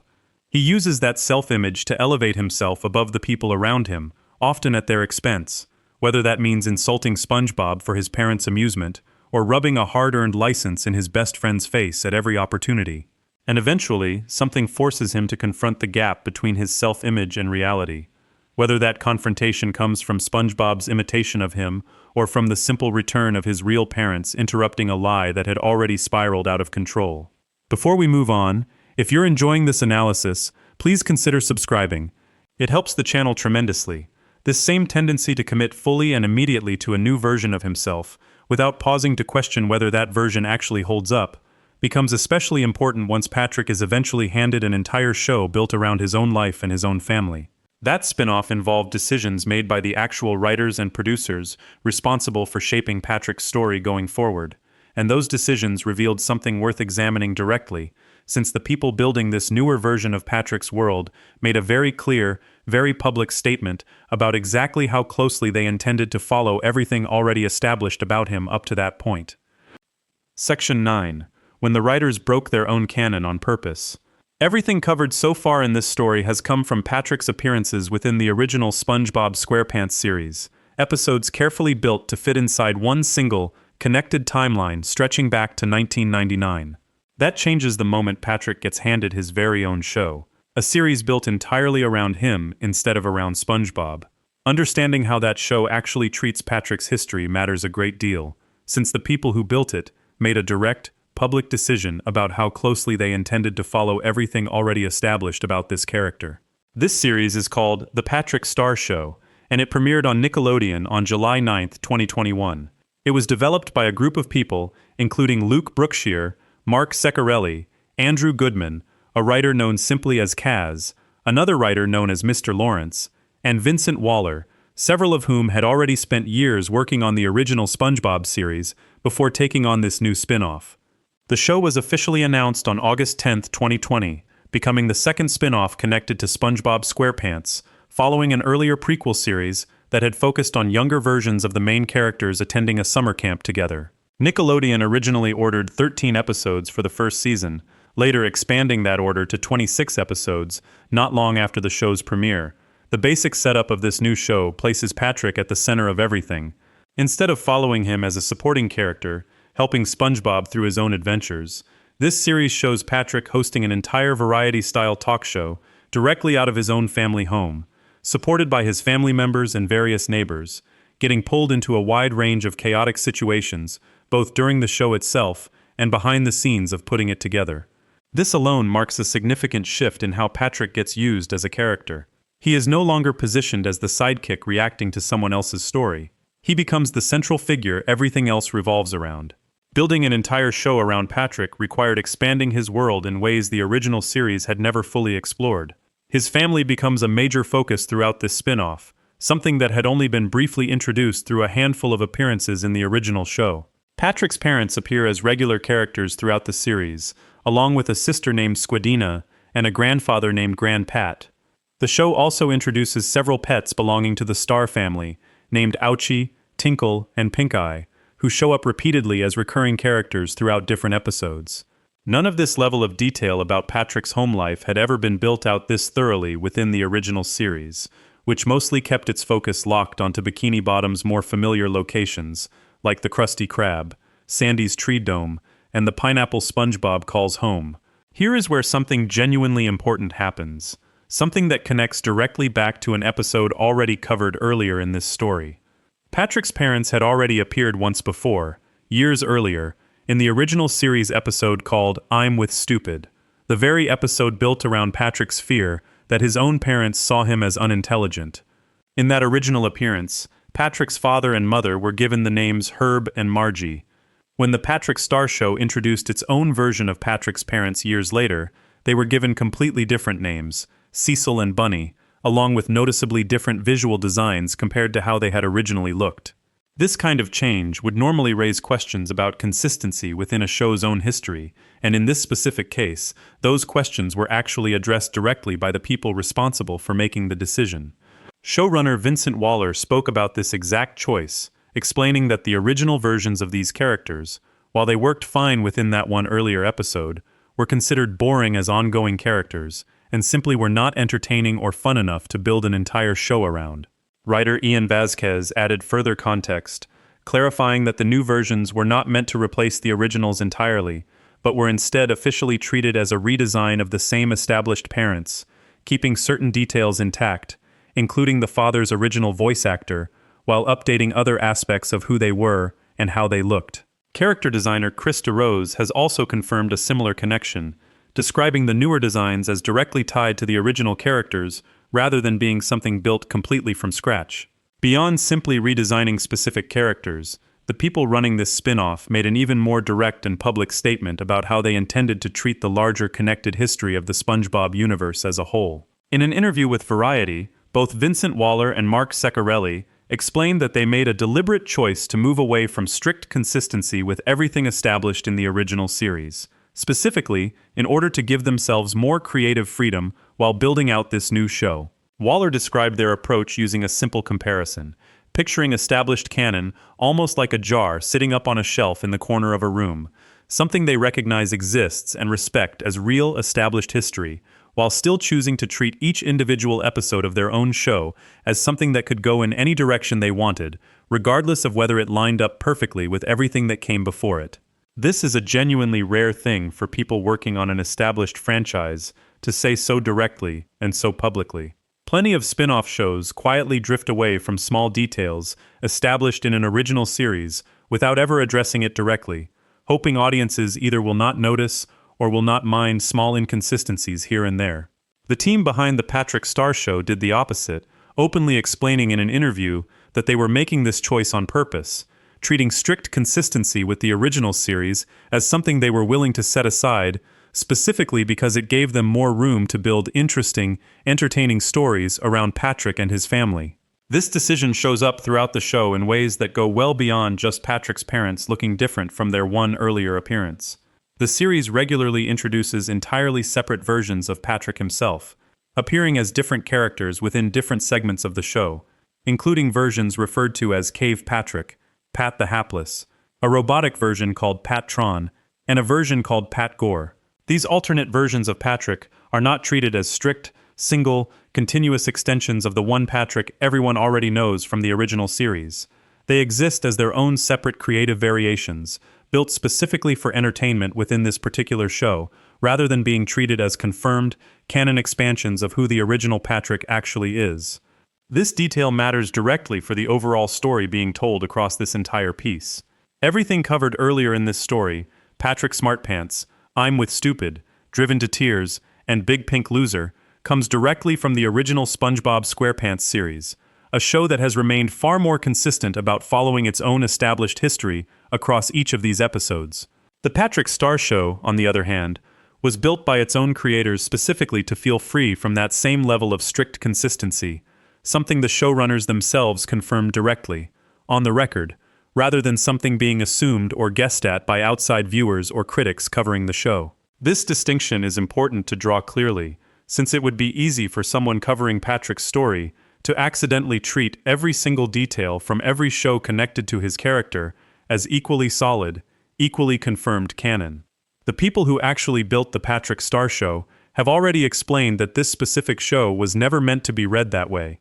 Details from this particular spin-off, however entertaining or interesting they might be on their own, come with a built-in disclaimer straight from the creators themselves, one that openly acknowledges these stories were never meant to fit perfectly alongside everything already established in the original series. At the same time, one detail remains completely consistent across every single version of Patrick covered throughout this entire story, regardless of which specific show he appears in.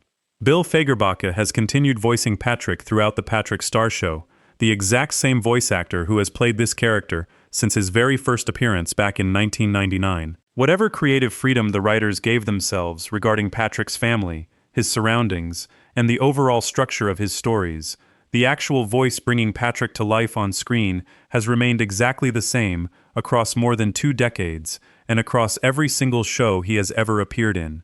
This single detail helps hold Patrick together as one continuous character, even while the world immediately surrounding him has been deliberately allowed to shift and change in ways the original series never permitted for itself. Looking back across everything covered throughout this entire story, from Steven Hillenburg's original decision to model Patrick after a real starfish, through the real biology behind that specific animal, through Patrick's accidental brush with genius after a fall off a cliff, through his elaborate scheme built around his own parents, through his real, tested success at Mrs. Puff's boating school, through his strange discovery that doing nothing at all could earn him genuine recognition, through his repeated pattern of committing fully to new beliefs about himself regardless of whether those beliefs are true, and now through an entire spin-off series where the creators themselves openly admitted to loosening their grip on strict consistency, a much fuller picture of this character finally starts coming into view. Patrick is not simply the dumb one standing next to SpongeBob, existing purely to make his best friend look smarter by comparison.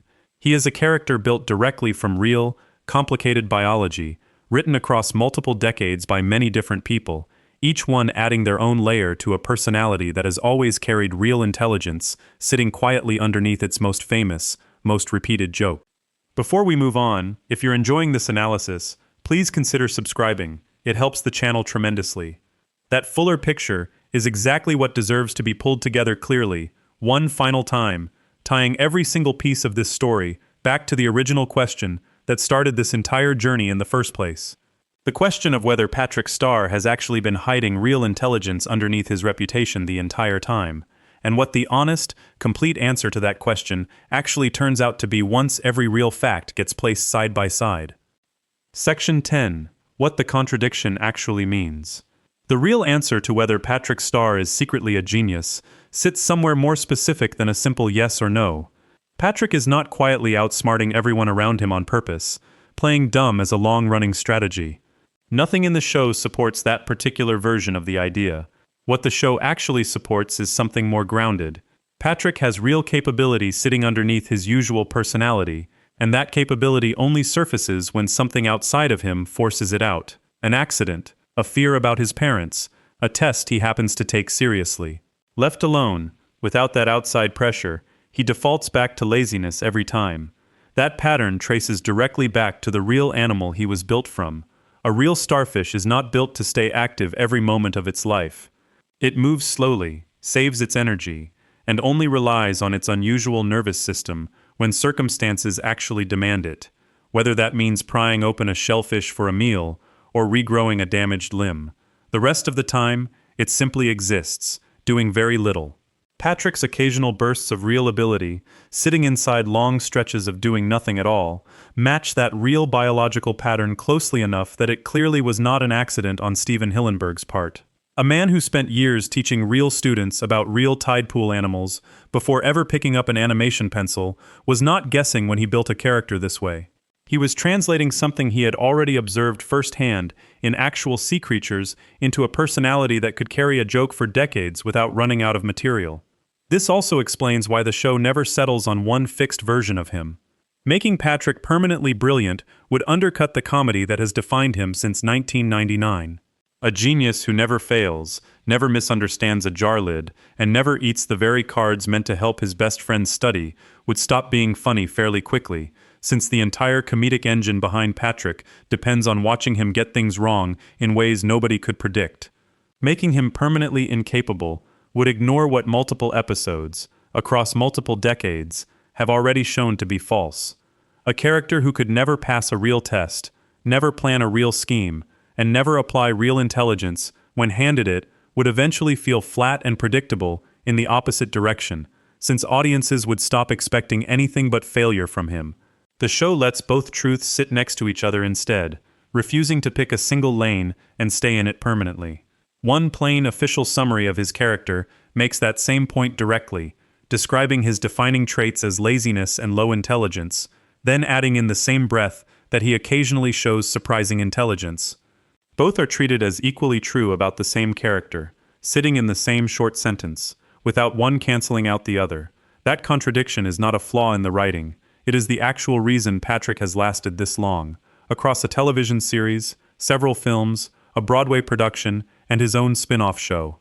A character built around one repeated joke tends to wear thin over time, since audiences eventually see the trick coming and stop finding it funny. Patrick avoided that fate because there was always more sitting underneath the surface than the punchline most people remember him for. Every time the show seems ready to lock him permanently into the role of the dumb friend, another episode quietly proves there is a second gear hiding underneath that role, one capable of solving a real problem, passing a real test, or working through a real plan when the situation actually calls for it. There is also something worth noticing in how consistently this contradiction gets handled across decades of writing by different people. Patrick Smartpants, I'm with Stupid, Driven to Tears, and Big Pink Loser were not written by the same single writer working from one master plan. Different writers, working years apart, kept landing on the exact same underlying idea, that Patrick's real ability exists but only shows up under specific pressure, and that whatever he gains from showing it tends to cost him something important once he starts believing in it too completely. That kind of consistency, repeated independently across different creative teams over more than 20 years, suggests this was never a random accident of writing. It points to something built into the character from his very first appearance, something later writers kept rediscovering and reusing because it worked so reliably as a source of both comedy and, occasionally, real emotional weight. In the end, Patrick Star holds two things at once that most cartoon characters are never allowed to hold together. He is genuinely funny because he gets things wrong constantly, misunderstanding basic objects, mixing up simple instructions, and choosing to do nothing rather than something almost every single day. He is also genuinely capable, in a way the show keeps proving whenever it actually matters, whether through an accident involving brain coral, a scheme built around his own insecurity, or a test administered by an examiner who does not hand out easy passes. Neither side of him cancels the other out. Both were built in on purpose, starting with a real starfish, studied by a real marine biologist, long before Bikini Bottom ever existed, and both have been carried forward faithfully by every writer who has touched this character since. If you enjoyed this video essay, make sure to subscribe, and I'll see you in the next one.